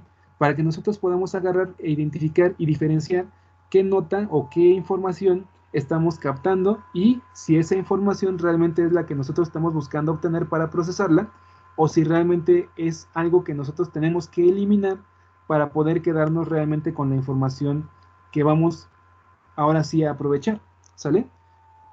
Digamos que esa es la parte importante de esta diapositiva. Literalmente la idea como tal aquí es ver la diferencia que existe en hertz de cada nota con respecto a cada octava, ¿sale? Y en base a eso nosotros podríamos, ya teniendo en consideración la frecuencia de trabajo de cada nota, do, re, mi, fa, sol, la, si, do, nosotros podemos agarrar y diferenciar un do de, por ejemplo, la octava 0 de un la de la octava 5, ¿no? O sea, la octava 5 son 880 Hz. Y aquí pues nosotros tenemos que el do pues él tiene 16.35 Hz, no tiene nada que ver uno con otro, ¿sale? Entonces, esa es la forma en la que nosotros podemos llevar a cabo un filtrado de información, en base a conocer y entender cuáles son las frecuencias de trabajo de una señal y diferenciar esa frecuencia de señal con respecto a todas las demás que tengamos como ruido ambiental, por ejemplo. Digo, aquí como tal se los puse en base a notas musicales, pero también podemos hacer filtros de voz. O sea, literalmente si nosotros estamos teniendo, por ejemplo, una conversación al aire libre y se escucha lo que viene siendo la parte de, no sé, las motonetas o el metrobús o el mexibús y los aviones y los perros y todo eso, y la señora de los tamales y demás. O sea, literalmente todo ese ruido ambiental como tal, o el de fierro viejo que vendan también, todo eso, o sea, todo ese ruido ambiental, cuando nosotros lo grabamos a través de nuestro celular, pues es parte de un montón de señales mezcladas, pegadas unas con otras, ¿no? O sea, prácticamente es más o menos, se vería más o menos algo así, pero más caótico, ¿no? O sea, tenemos la señal azul, que es nuestra plática que queríamos grabar, y después atrás lo que viene siendo la señal morada, que es la señora de los tamales, ¿no? O la señora de los tamales de elote, ¿no? Entonces, en ese sentido, pues vamos a ver justamente que esta parte de aquí, la parte azul, en teoría sería el ruido, que está afectando la señal que realmente nosotros queremos almacenar, que en este caso es nuestra plática, por ejemplo, que es la señal azul, ¿sale? Derivado de eso, nosotros lo que tenemos que hacer justamente es diferenciar la frecuencia de trabajo de la información que queremos conservar, que sería el azul, de lo que viene siendo el ruido ambiental, que en este caso sería la frecuencia morada, ¿sale? Esa es la parte y ese es el fundamento sobre el cual nosotros podemos llevar a cabo la parte del filtrado, ¿sale? Nosotros queremos saber qué frecuencia tenemos de trabajo para una información determinada y sobre eso eliminar cualquier cosa que nosotros no queramos, que nosotros realmente pues no vayamos a utilizar, ¿sale? Miren, en esencia los filtros se usan mucho para procesamiento de audio, por eso les puse lo que viene siendo la escala de do, re, mi, fa, sol, la, si, do y etcétera, ¿no? Pero también sirve justamente para eliminar el ruido eléctrico en nuestros sensores, ¿sale? Cuando nosotros tenemos un sensor electrónico, ya sea termopar, ya sea un piezoeléctrico, lo que nosotros queramos, generalmente estas señales que nosotros obtenemos de estos sensores casi siempre van a tener ruido, ¿sale? Algunos son ruidos eléctricos muy chiquitos, algunos son ruidos eléctricos muy caóticos y muy molestos, y dependiendo del tipo de ruido, pues nosotros podemos vivir con ello y aceptarlo como buenos cristianos. De hecho, yo soy católico, pero bueno, es una forma de decirlo. Y o sea, podemos aceptar el hecho de que la señal tiene ruido y dejarla así, o si en algún momento esa señal con ruido realmente afecta nuestro procesamiento de información, entonces literalmente vamos a tener que pues quitar la información que nosotros no queremos, ¿no? Que en este caso puede ser el ruido eléctrico, ¿sale? Ya sea por corrientes de Foucault o cualquier otra cosa, o por cuestiones inductivas, lo que nosotros queramos. Ese ruido eléctrico, si afecta nuestra señal y no nos deja procesar adecuadamente la información, tenemos que quitarlo sí o sí, ¿sale? Y entonces, literalmente el mismo principio que se vio con las notas musicales de agarrar y saber a cuántos hertz trabaja una nota, nosotros tenemos que identificar justamente a cuántos hertz realmente trabaja lo que viene siendo la señal de nuestros sensores. ¿Para qué? Para saber realmente qué es información, qué sí es información y qué señal es ruido, ¿sale? Literalmente esa es la idea de esta parte de los filtros, ¿sale? Los sensores generan señales que cuentan con frecuencia propia, ¿sale? Esto como tal es algo muy importante que nosotros tenemos que contemplar y por eso se los puse en negritas, ¿sale? Cuando tenemos un sensor analógico o un sensor digital, tanto el sensor analógico como el sensor digital va a tener una frecuencia de operación propia, ¿sale? Si nosotros queremos quitar cualquier otra cosa que nosotros no queramos y que no pertenezca justamente a esta información codificada a través de la frecuencia propia del sensor, tenemos que quitar cualquier frecuencia que nosotros no estemos esperando de este sensor, ¿sale? Cualquier otra frecuencia que sea diferente a la que produce el sensor se considera como ruido eléctrico y tendremos que eliminarla para poder quedarnos solamente con la señal del sensor, ¿sale? Y justamente para eliminar el ruido de nuestras señales es que usamos los filtros, ¿sale?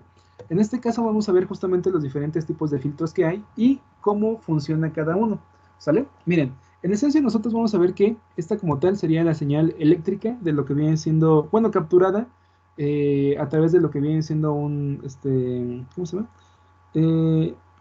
Bueno, nuestro convertido analógico de digital o a través de lo que viene siendo esta parte de, ay, es que se me fue el nombre, el, nuestro osciloscopio, perdón, se me fue la onda, ¿sale?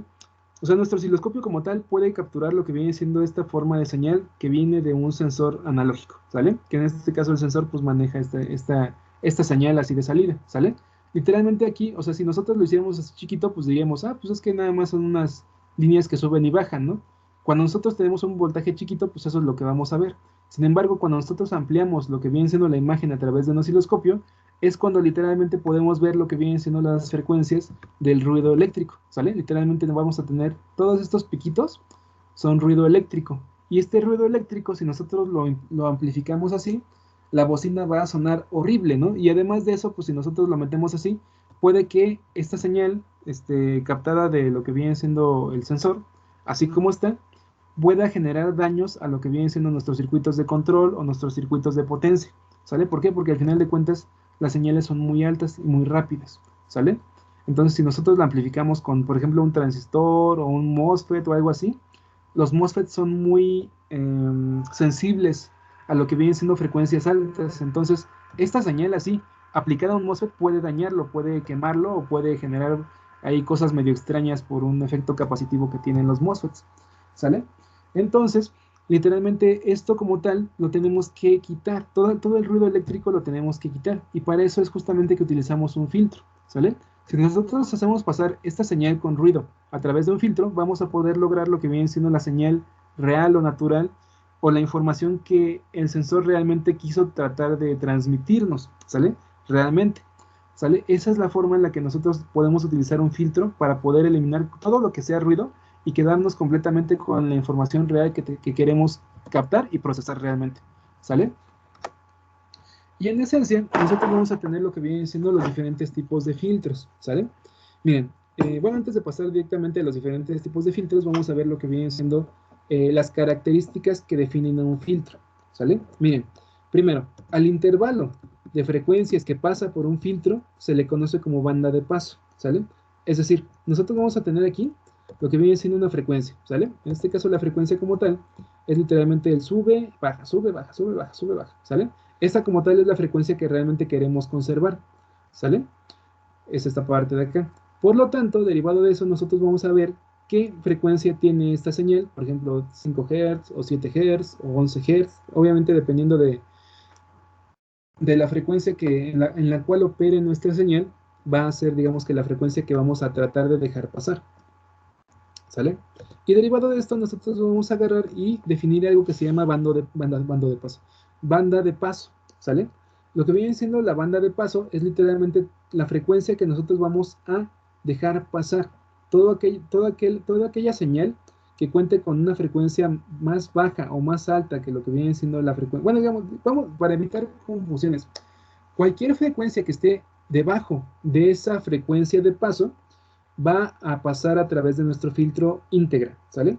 Es decir, nosotros vamos a poner lo que viene siendo un límite máximo. Es algo así como lo que tienen en las ferias o en lo que vienen siendo los juegos mecánicos, ¿no? Nosotros agarramos y decimos, ok, lo máximo que va a pasar por aquí viene siendo la frecuencia de trabajo que nosotros queramos, ¿no? Por ejemplo, 40 Hz, por ejemplo, 40 Hz, ¿sale? De 40 Hz para abajo, la señal va a pasar sin ningún problema. Pero cualquier otra señal que cuente con una frecuencia mayor a 40 Hz va a ser eliminada completamente, ¿sale? Entonces nosotros vamos a pensar justamente que esta frecuencia como tal, que estamos viendo aquí, es de, por ejemplo, 50 Hz, ¿no? Vamos a pensar que son 50 Hz, ¿no? En lo que sube y baja, sube y baja, sube, eso va a ser 50 Hz. Sin embargo, internamente lo que viene siendo la parte del ruido eléctrico trabaja a una frecuencia mucho mayor, ¿sale? Pues en este caso podríamos tener lo que viene siendo 70, 80, 120 Hz, por ejemplo, ¿no? Que es la frecuencia del ruido. Por lo tanto, si nosotros vemos que el ruido tiene esta frecuencia, 160, 120 Hz, por ejemplo, estos 120 Hz sobrepasan lo que viene siendo el límite de la banda de paso, que en este caso dijimos que iba a ser 40 Hz, ¿sale? Si nosotros agarramos y decimos que esta señal como tal, hace rato me equivoqué, supongamos que esta señal como tal trabaja a 30 Hz, ¿no?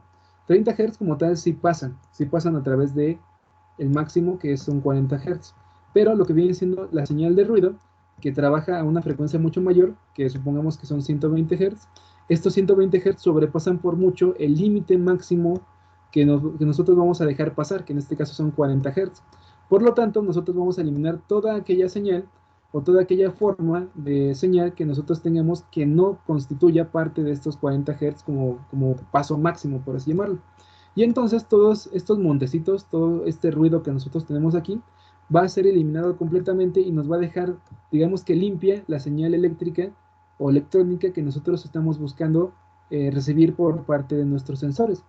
Esa es la forma en la cual funciona un filtro, ¿sale? En base a las frecuencias. Y bueno, en este caso, para justamente determinar esta cuestión de corte y demás cosas, hacemos uso de diferentes partes de lo que viene siendo un filtro, ¿sale?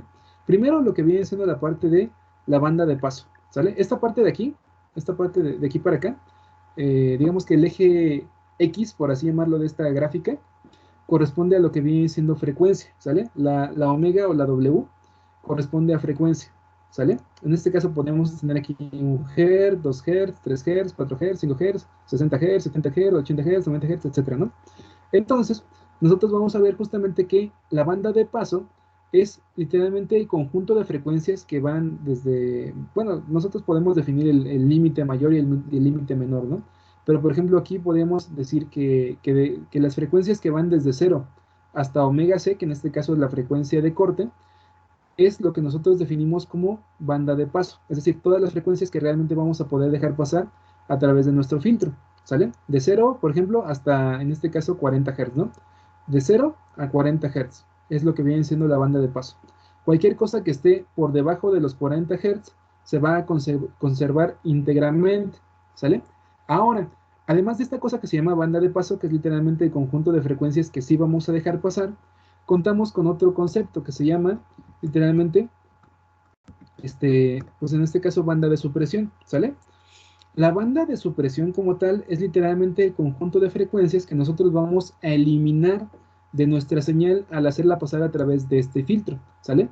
Literalmente, en este caso vamos a tener que la banda de supresión va a, digamos que abarcar desde omega c, que en este caso dijimos que era 40 Hz, hasta, pues literalmente infinito, supongamos, ¿no? Toda frecuencia que esté por arriba de los 40 Hz se va a eliminar, ¿sale? Y justamente se representa esta eliminación en base a esta curvita, ¿no? A esta curvita roja que tenemos aquí. ¿Por qué? Porque los filtros como tal no nada más se agarran y cortan así de tajo, o sea, no nada más es completamente rectangular el filtro. O sea, después de 40 Hz no deja pasar nada. No, así no funcionan los filtros. Bueno, al menos no los filtros analógicos, ¿no? En esencia, los filtros analógicos como tal, lo que hacen es agarrar y tener, pues sí, digamos que una estructura basada en capacitores, resistores e inductores, y también a veces en amplificadores operacionales, que justamente lo que hacen es reducir, digamos que la frecuencia de trabajo de la señal para irla reduciendo en magnitud, para que literalmente las frecuencias altas se atenúen, es decir, los voltajes de frecuencias altas se van a ver disminuidos o reducidos a través de estos circuitos, ¿no? Entonces, literalmente los filtros como tal no cortan de tajo lo que vienen siendo las señales, sino que literalmente cuando pasamos la frecuencia de corte, que en este caso, la frecuencia de corte, que en este caso son el límite, que es 40 Hz, la señal como tal se va atenuando, y justamente eso es lo que nosotros tratamos de representar a través de esta curvita, ¿no? O sea, se va atenuando, se va atenuando, se va atenuando, hasta que literalmente la frecuencia como tal, pues ya no tiene potencia, por así llamarlo, hablando de potencia con respecto a voltaje y corriente, ¿no? Entonces, esa es la forma en la que funcionan los filtros, digamos que en este caso analógicos, ¿no? Tenemos lo que viene siendo la banda de paso, que es literalmente todo aquello que vamos a dejar pasar, ¿sale? La banda de supresión como tal es, digamos que todas las señales que van a ser eliminadas con respecto a la frecuencia que nosotros hayamos puesto como límite, que en este caso es WC, que es 40 Hz, ¿no? Frecuencia de corte. Y además de esto vamos a tener algo que se llama frecuencia de corte, que literal, o sea, además de la banda de paso, que es lo que sí dejamos pasar, y la banda de supresión, que es aquello que nosotros vamos a quitar de la señal, vamos a tener algo que se llama frecuencia de corte, ¿sale? En este caso, la frecuencia de corte como tal es el límite sobre el cual nosotros vamos a decidir si dejamos pasar la frecuencia o la señal o la quitamos, ¿sale? Literalmente la frecuencia de corte es la frontera que existe entre lo que se suprime y lo que se deja pasar, ¿sale? Literalmente esta como tal frecuencia de corte como tal es la frecuencia de referencia para decidir si realmente vamos a dejar pasar la señal o la vamos a eliminar de la señal de salida, por ejemplo, que vamos a obtener de nuestro filtro, ¿sale? Bueno, hasta aquí, ¿hay alguna duda? ¿Hay alguna pregunta? Ay, es que se me va el aire. ¿Dudas, preguntas, chicos? No, maestro. ¿No? ¿El profe tampoco? Ok, todo bien. Excelente. Sale, muchas gracias, chicos. Miren, en este caso nosotros vamos a ver que justamente estas tres partes, es decir, lo que viene siendo la banda de paso, la banda de supresión y la frecuencia de corte, son las partes esenciales que conforman a lo que viene siendo un filtro, ¿sale? Ahora bien, lo que viene siendo la banda de paso, la banda de supresión y la frecuencia de corte cambian con respecto a lo que vienen siendo diferentes filtros, ¿sale? Y justamente para entender cómo funciona esto, vamos a ver primero cuáles son los diferentes filtros, ¿sale? En esencia, como tal, vamos a ver que los filtros de señales se pueden clasificar en 4 diferentes tipos, ¿sale? Que en este caso es el filtro paso baja, el filtro paso alta, el filtro paso banda y el filtro rechazo banda, ¿sale? Por ejemplo, ¿a qué le suena cada uno, chicos? ¿Qué sería un filtro paso baja?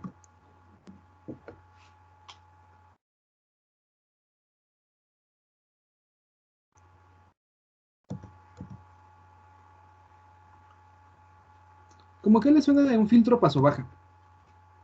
Es Que deja pasar baja frecuencia. Ajá, que deje pasar baja frecuencia. ¿Cuál otro, perdón? Es que no se escuchó el último. Ok.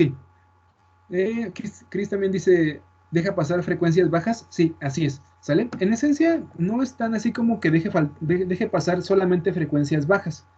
O sea, sí va por ahí, pero no va por ahí, ¿sale? En este caso, pues vamos a ver justamente que el filtro paso baja, bueno, en este caso, filtro paso baja, filtro paso alta, filtro paso banda y filtro rechazo banda como tal, reciben su nombre justamente en base a lo que viene siendo la parte de el paso, ¿no? En este caso, paso baja, ¿sale? Tanto paso baja como paso alta como tal, se referencian principalmente en las partes que componen al filtrado, ¿sale? En este caso las partes que componen al filtrado justamente es lo que viene siendo banda de paso, lo que viene siendo banda de supresión y lo que viene siendo frecuencia de corte, ¿sale? La frecuencia de corte como tal, en esencia podríamos decir que es como un punto sobre el cual nosotros vamos a referenciarnos para decidir si lo dejamos pasar o no lo dejamos pasar, ¿sale? Literalmente es como un valor numérico, ¿sale? O sea, decimos 30, ¿no? Y literalmente hablamos de 30 Hz. La frecuencia de corte, en este caso, sería 30 Hz. Pero aquí como tal no hemos decidido o no hemos definido si lo que vamos a dejar pasar es lo que está arriba de 30 Hz o si lo que vamos a dejar pasar es lo que está abajo de 30 Hz, ¿sale? Digamos que esa es la parte fundamental sobre la cual los tipos de de filtro reciben su nombre, ¿sale? En base a la frecuencia de corte, ¿sale? Nosotros vamos a ver justamente que lo que viene siendo el filtro paso baja, lo que hace es, en base a la frecuencia de corte, por ejemplo, 40 Hz, el filtro paso baja va a dejar pasar cualquier cosa que esté abajo de la frecuencia de corte, ¿sale? Nosotros decimos 40 Hz es la frecuencia de corte, sí, la frecuencia de corte, ¿sale? Y entonces el filtro paso baja dejaría pasar todas las frecuencias que estén abajo de 30 Hz. 29, 28, 27, 26, 15, 14, 13, 12, 11, hasta ahí, ¿sale? En este caso, bueno, y hasta 0, ¿no? Hasta 0 Hz, ¿no? Literalmente el filtro paso baja toma la frecuencia de corte y dice, todo lo que esté abajo de esta frecuencia de corte va a pasar, ¿sale? El filtro paso alta funciona al revés, ¿sale? Nosotros agarramos y decimos igual, la frecuencia de corte sigue siendo 30 Hz, ¿sale? Pero ahora va a ser un filtro paso alta. Eso significa que literalmente las frecuencias que van a atravesar sin ser eliminadas el filtro van a ser todas las frecuencias desde 30 Hz para arriba, ¿sale? 30, 31, 32, 33, 40, 50, 60, 80 Hz, ¿sale? Y lo que viene siendo la parte de, digamos que desde los 29 Hz para abajo van a ser eliminadas. ¿Por qué? Porque literalmente el filtro paso alta va a dejar pasar las frecuencias que estén sobre lo que viene siendo la frecuencia de corte, ¿sale? Que sean más altas que la frecuencia de corte. Mientras que lo que viene siendo el filtro paso baja deja pasar las frecuencias que están abajo de la frecuencia de corte y elimina lo que vienen siendo las frecuencias que están arriba de la frecuencia de corte, ¿sale? Hasta aquí sí se va entendiendo.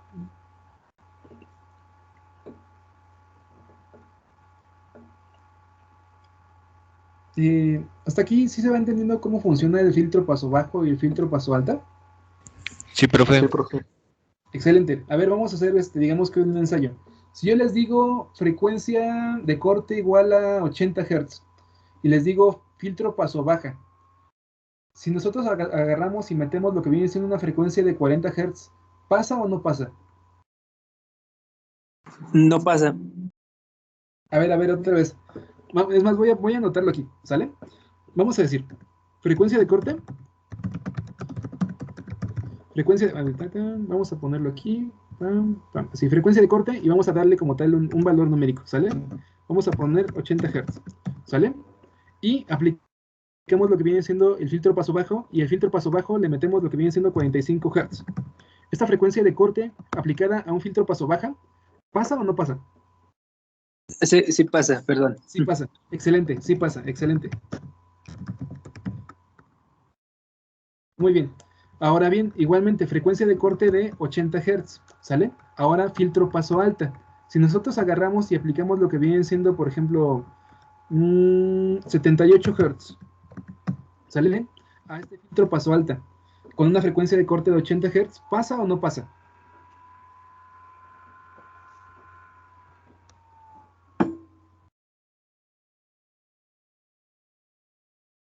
No pasa. Así es, no pasa, porque al final de cuentas el filtro paso alta solamente va a dejar pasar frecuencias mayores a 80 Hz, ¿sale? No pasa, muy bien, excelente. ¿La entendieron? Excelente, excelente.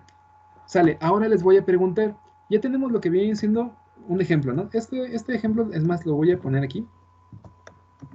Lo voy a pegar y esto como tal lo voy a limpiar para que quede como limpia la diapositiva y que la puedan tener así en su estado natural. ¿Sale? Vamos a quitarle esto también. Ahí está. Y nada más. Ahí está.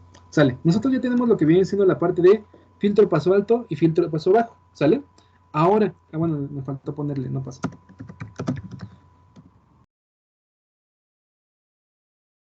Excelente.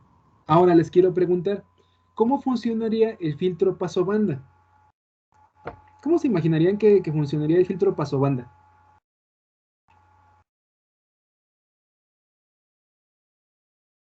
¿Cómo lo visualizan o como qué se les figura?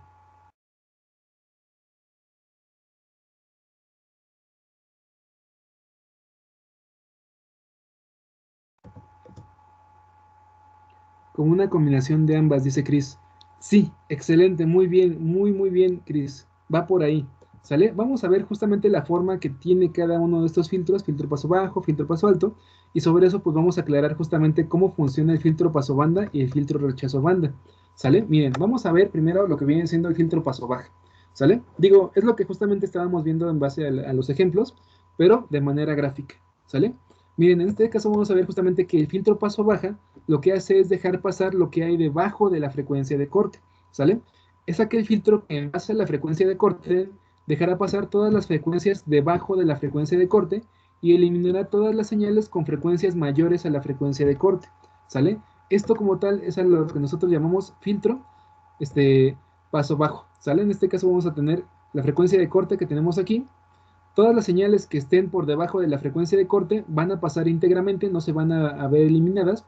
Y después de la frecuencia de corte, todas las frecuencias que vayan a atravesar el filtro van a ser completamente suprimidas, ¿sale? Esto es a lo que nosotros conocemos como filtro paso baja, ¿sale? Ahora, aquí como tal tenemos justamente lo contrario, el filtro paso alta. El filtro paso alta como tal igualmente determina lo que viene siendo primero una frecuencia de corte, y en base a esa frecuencia de corte, cualquier cosa que esté por abajo de esa frecuencia va a ser completamente eliminado y solamente va a dejar pasar todas las frecuencias arriba de la frecuencia de corte, ¿sale? Que en este caso nosotros vamos a decir, bueno, perdón, en este caso vamos a decir justamente que esta frecuencia de corte eran los 80 Hz que pusimos en el ejemplo, y cualquier cosa que esté arriba de 80 Hz sí va a pasar íntegramente el filtro. Sin embargo, cualquier otra frecuencia que esté por debajo de estos 80 Hz va a ser completamente eliminada, ¿sale? Ahora bien, en este caso, bueno, además de esta cuestión de filtro paso alto y filtro paso bajo, veíamos justamente que teníamos otros dos tipos de filtro paso banda y filtro rechazo banda, ¿sale? En esencia, como decían hace ratito, va a ser como una combinación de los dos, así como decía Chris, ¿sale? En este caso vamos a ver justamente que el filtro paso banda es ¿sale? Miren, si se dan cuenta aquí, nosotros vamos a tener no solamente una frecuencia de corte, vamos a tener dos, ¿sale? Que en este caso la frecuencia de corte va a ser el límite superior y el límite inferior, ¿sale? En este caso vamos a ver que una frecuencia de corte marca el límite superior y la otra frecuencia de corte marca el límite inferior, ¿sale? Y derivado de esto, nosotros vamos a ver que el filtro paso banda lo que hace es dejar pasar las señales que estén digamos que dentro de ese intervalo de frecuencias, por así llamarlo. Por ejemplo, si nosotros tenemos que la frecuencia de corte superior es 80 Hz y la frecuencia de corte inferior son 20 Hz, entonces todo lo que esté desde 20 hasta 80 Hz va a pasar íntegramente el filtro, y todo lo que esté afuera de ese rango de trabajo va a ser completamente eliminado, ¿sale? Esa es la parte interesante de lo que vienen siendo los filtros paso banda, ¿sale? Los filtros paso banda cuentan con dos frecuencias de corte, una frecuencia de corte, digamos que de límite superior y otra frecuencia de corte de límite inferior, y sobre esos límites nosotros definimos que el paso de banda o la banda de paso como tal va a ser toda aquella frecuencia que esté entre esos dos intervalos de frecuencias. Y digamos que la banda de supresión, que es literalmente el lugar donde toda señal va a ser eliminada, va a ser, digamos que todo lo que esté afuera de ese intervalo de trabajo, ¿sale? Esa es la forma en la que funciona el filtro paso banda, ¿sale? Digo, aquí como tal les pongo la explicación más detalladamente. Digo, el filtro de paso banda permite la transmisión de todas las frecuencias que están dentro de la banda especificada, ¿sale? Es decir, un rango de frecuencias en base a una frecuencia máxima y una frecuencia mínima, ¿sale? Mientras que la señal del sensor esté dentro de ese rango de frecuencias, el filtro lo va a dejar pasar. Si la señal del sensor está fuera de ese rango de frecuencias, entonces literalmente la señal va a ser eliminada, ¿sale? En este caso vamos a ver justamente esta cuestión, ¿no? La voz humana tiene rangos de frecuencias en base a lo que vienen siendo los hertz, que les decía que es muy, muy similar a la parte de la voz humana con lo que viene siendo la parte de las notas musicales, ¿sale? Digamos que nosotros vamos a tener, por ejemplo, el ruido de una sirena, o el ruido de un claxon, o el ruido de lo que vienen siendo tambores, o la señora de los tamales. Cada una de esos sonidos como tal cuenta con frecuencias propias, ¿sale? Y en ese caso nosotros podemos agarrar y tomar lo que viene siendo una grabación de que hayamos hecho con nuestro celular y decir, ah, ok, de este rango de frecuencias a este rango de frecuencias son la voz humana. Cualquier otro rango fuera de cualquier otra frecuencia fuera de este rango de trabajo no es una voz humana, y por lo tanto no requiero prestarle atención, no quiero procesarla, ¿sale? Y derivado de eso, pues nosotros agarramos y ponemos frecuencia mínima, frecuencia máxima, y definimos justamente la banda de paso, ¿sale? Cualquier cosa que no esté dentro de la banda de paso, pues literalmente va a ser suprimida automáticamente por lo que vienen siendo nuestros filtros, ¿sale? Y literalmente es así como nuestros celulares llegan a filtrar la voz aun cuando hay ruido ambiental, ¿sale? Eso es algo que realmente ya existe. Y también nos llega a jugar malas pasadas, porque a veces cuando tratamos de grabar una conversación o cuando tratamos de grabar una llamada, pues nuestra voz se ve eliminada. ¿Por qué? Porque al final de cuentas esa voz que tenemos, bueno, nuestra voz propia, con la cual estamos hablando como tal, se elimina completamente de la señal, ¿no? O al contrario, ¿no? Elimina la voz de nuestro interlocutor y pues por lo tanto nada más nos escuchamos nosotros hablando como locos, siendo que realmente fue una conversación, ¿sale? Literalmente lo que vienen siendo los filtros nos permite justamente determinar qué señales sí vamos a poder conservar y qué otras señales vamos a desechar completamente, ¿sale? Y además, en esta cuestión de lo que vienen siendo de los filtros paso alto, paso bajo y paso banda, vamos a tener, digamos que la versión contraria a este filtro paso banda, que es literalmente el filtro rechazo banda, ¿sale? Literalmente el filtro rechazo banda también maneja lo que vienen siendo dos límites, el límite superior de frecuencias y el límite inferior de frecuencias. Sin embargo, funciona, digamos que a la inversa. Cualquier cosa que esté dentro de este rango de trabajo, de límite superior y límite inferior, va a ser eliminada, ¿sale? Y cualquier otra señal, cualquier otra frecuencia de trabajo que esté fuera de los límites de este rechazo banda, va a dejarse pasar sin ningún problema, ¿sale? Esto lo hacemos justamente cuando nosotros queremos eliminar específicamente un tipo de sonido, ¿no? Por ejemplo, si pasa la sirena o pasa sí, pues una sirena o cualquier otra cosa, y queremos eliminar completamente este ruido como tal, tenemos que identificar de dónde a dónde tiene bueno, de dónde a dónde está el intervalo de frecuencias de sonido que trabaja esta sirena, y sobre eso agarrar y decir, ok, de 120 Hz a 80 Hz, ese es el sonido de la sirena, ¿no? Eso, elimínalo, utiliza lo que viene siendo un filtro de rechazo banda, y lo demás, déjalo pasar sin ningún problema, ¿no? Y esa es la forma en la que literalmente nosotros podemos definir lo que viene siendo qué tipo de sonidos o qué tipo de señales queremos eliminar y con cuáles otras nosotros vamos a podernos quedar, ¿sale? Ya me cansé. Miren, en este caso nosotros vamos a ver justamente que los filtros paso alto, paso bajo, paso banda y rechazo banda como tal se pueden llevar a cabo a través de lo que vienen siendo amplificadores operacionales, y también puede llevarse a cabo a través de lo que vienen siendo circuitos analógicos que usan resistencias, capacitores e inductores, ¿sale? En este caso nosotros también podemos clasificar a los filtros dependiendo de la forma en la cual están, digamos que, implementados, por así llamarlo, ¿sale? Los filtros como tal, así como cuando vimos la parte de los sensores, pueden ser definidos como filtros activos y filtros pasivos, ¿sale? Miren, los filtros pasivos son aquellos que no usan fuentes externas de alimentación para funcionar, ¿sale? Aquí como tal pareciera que es al contrario, ¿sale? Los filtros pasivos son literalmente hechos a través de dispositivos que pues literalmente no reaccionan, ¿no? O sea, que literalmente, o bueno, que solamente reaccionan al paso de corriente y voltaje, ¿sale? Estos filtros pasivos como tal, pues literalmente y simplemente están hechos de resistencias, de capacitores y de bobinas, ¿sale? Esos son los que nosotros llamamos como filtros pasivos. Y los filtros activos son aquellos filtros que se hacen o que se construyen en base a lo que vienen siendo amplificadores operacionales, ¿sale? Cuando nosotros tenemos un filtro hecho de amplificadores operacionales, literalmente es cuando nosotros hablamos de un filtro activo, ¿sale? Y literalmente estos filtros activos hacen uso de fuentes externas de alimentación para incrementar lo que viene siendo la señal de salida que vamos a obtener, ¿sale?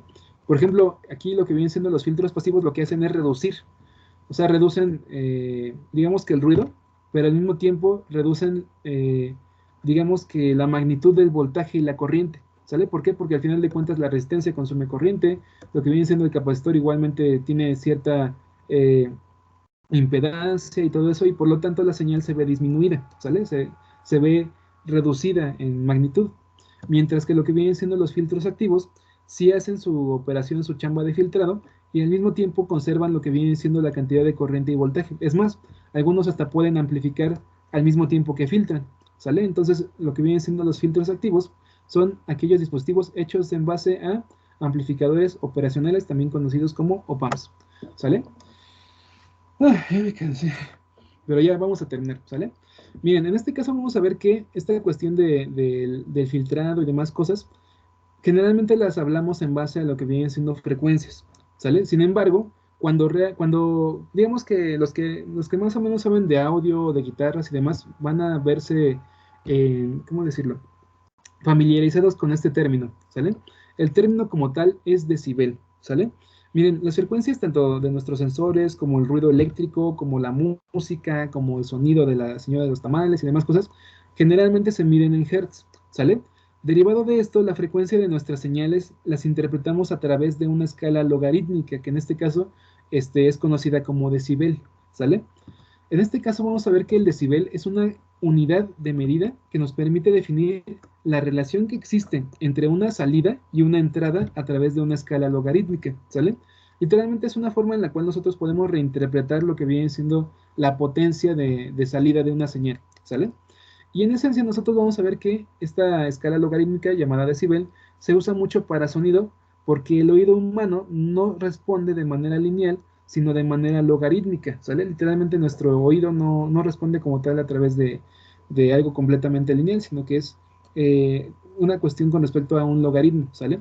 Y justamente los decibeles se crearon para poder, digamos que, empatar la forma en la que nuestro oído escucha contra lo que viene siendo la forma en la cual una señal de audio o de video o de... Bueno, generalmente fue creado para audio, ¿no? Pero pues al final de cuentas también se utiliza para video y demás, ¿no?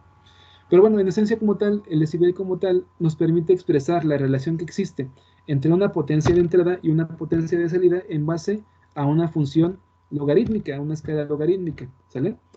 Y pues literalmente vamos a ver justamente esto, ¿no? Que es lo que viene siendo X, o sea, X cantidad de decibeles va a ser igual a 10 logaritmo de P1 entre P2, donde P2 es literalmente la potencia de salida y P1 es la potencia de entrada de, digamos que a un dispositivo, a una señal, lo que nosotros queramos, ¿no?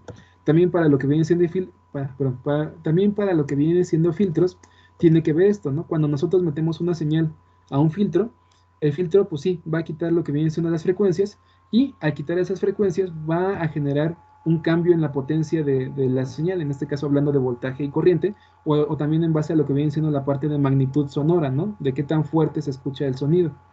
Y derivado de eso, pues nosotros tenemos que tener en consideración que los decibeles nos van a poder permitir expresar, digamos que la relación que existe entre lo que viene siendo la entrada y la salida de una señal, ¿sale? En base justamente a qué tanta fuerza pierde al entrar a un filtro, ¿sale? Y bueno, en este caso nosotros vamos a ver lo que viene siendo esta tarea. Les voy a dejar esta tarea de investigación. Ahora sí es, en esencia, una investigación de todos los recursos, de todos los medios que puedan encontrar. Y literalmente la tarea consiste en que investiguen la forma en la cual se pueden construir los diferentes filtros eléctricos o electrónicos, ¿sale? Literalmente la tarea es investigar cómo se realiza el cálculo de los elementos que conforman a un filtro paso alta, a un filtro paso baja y a un filtro paso banda, tanto para filtros activos como para filtros pasivos, ¿sale?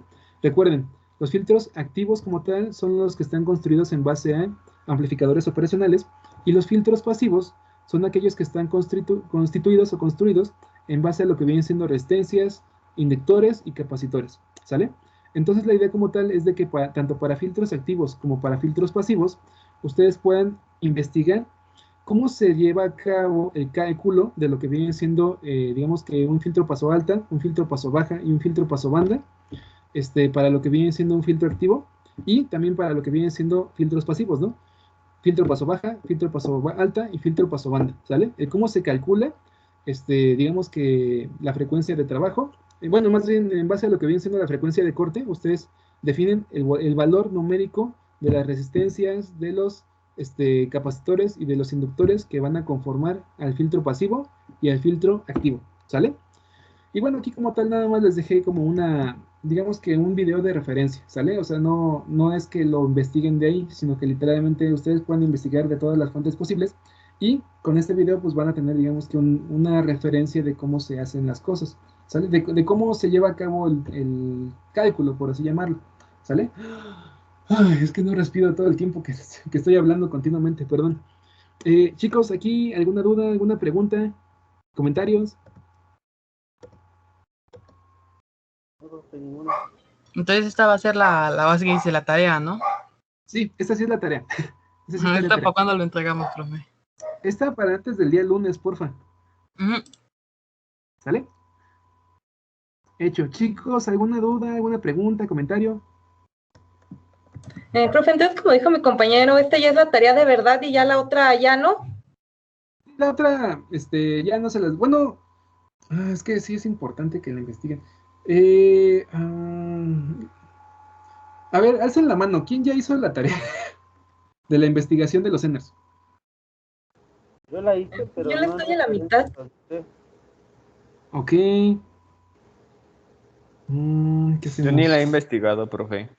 ¿No? Ok. No, es más... Ay, ¿qué hacemos? Es que me ponen... no, vamos a enfocarnos directamente en esta cuestión de los filtros. Es más importante la parte de los filtros que la parte de los Enners. Sin embargo, igual si hicieron la tarea de los Enners como tal, sí la pueden enviar adjunta a lo que viene siendo esta tarea y sí se las contemplo, ¿eh? No hay problema por eso. ¿Sale?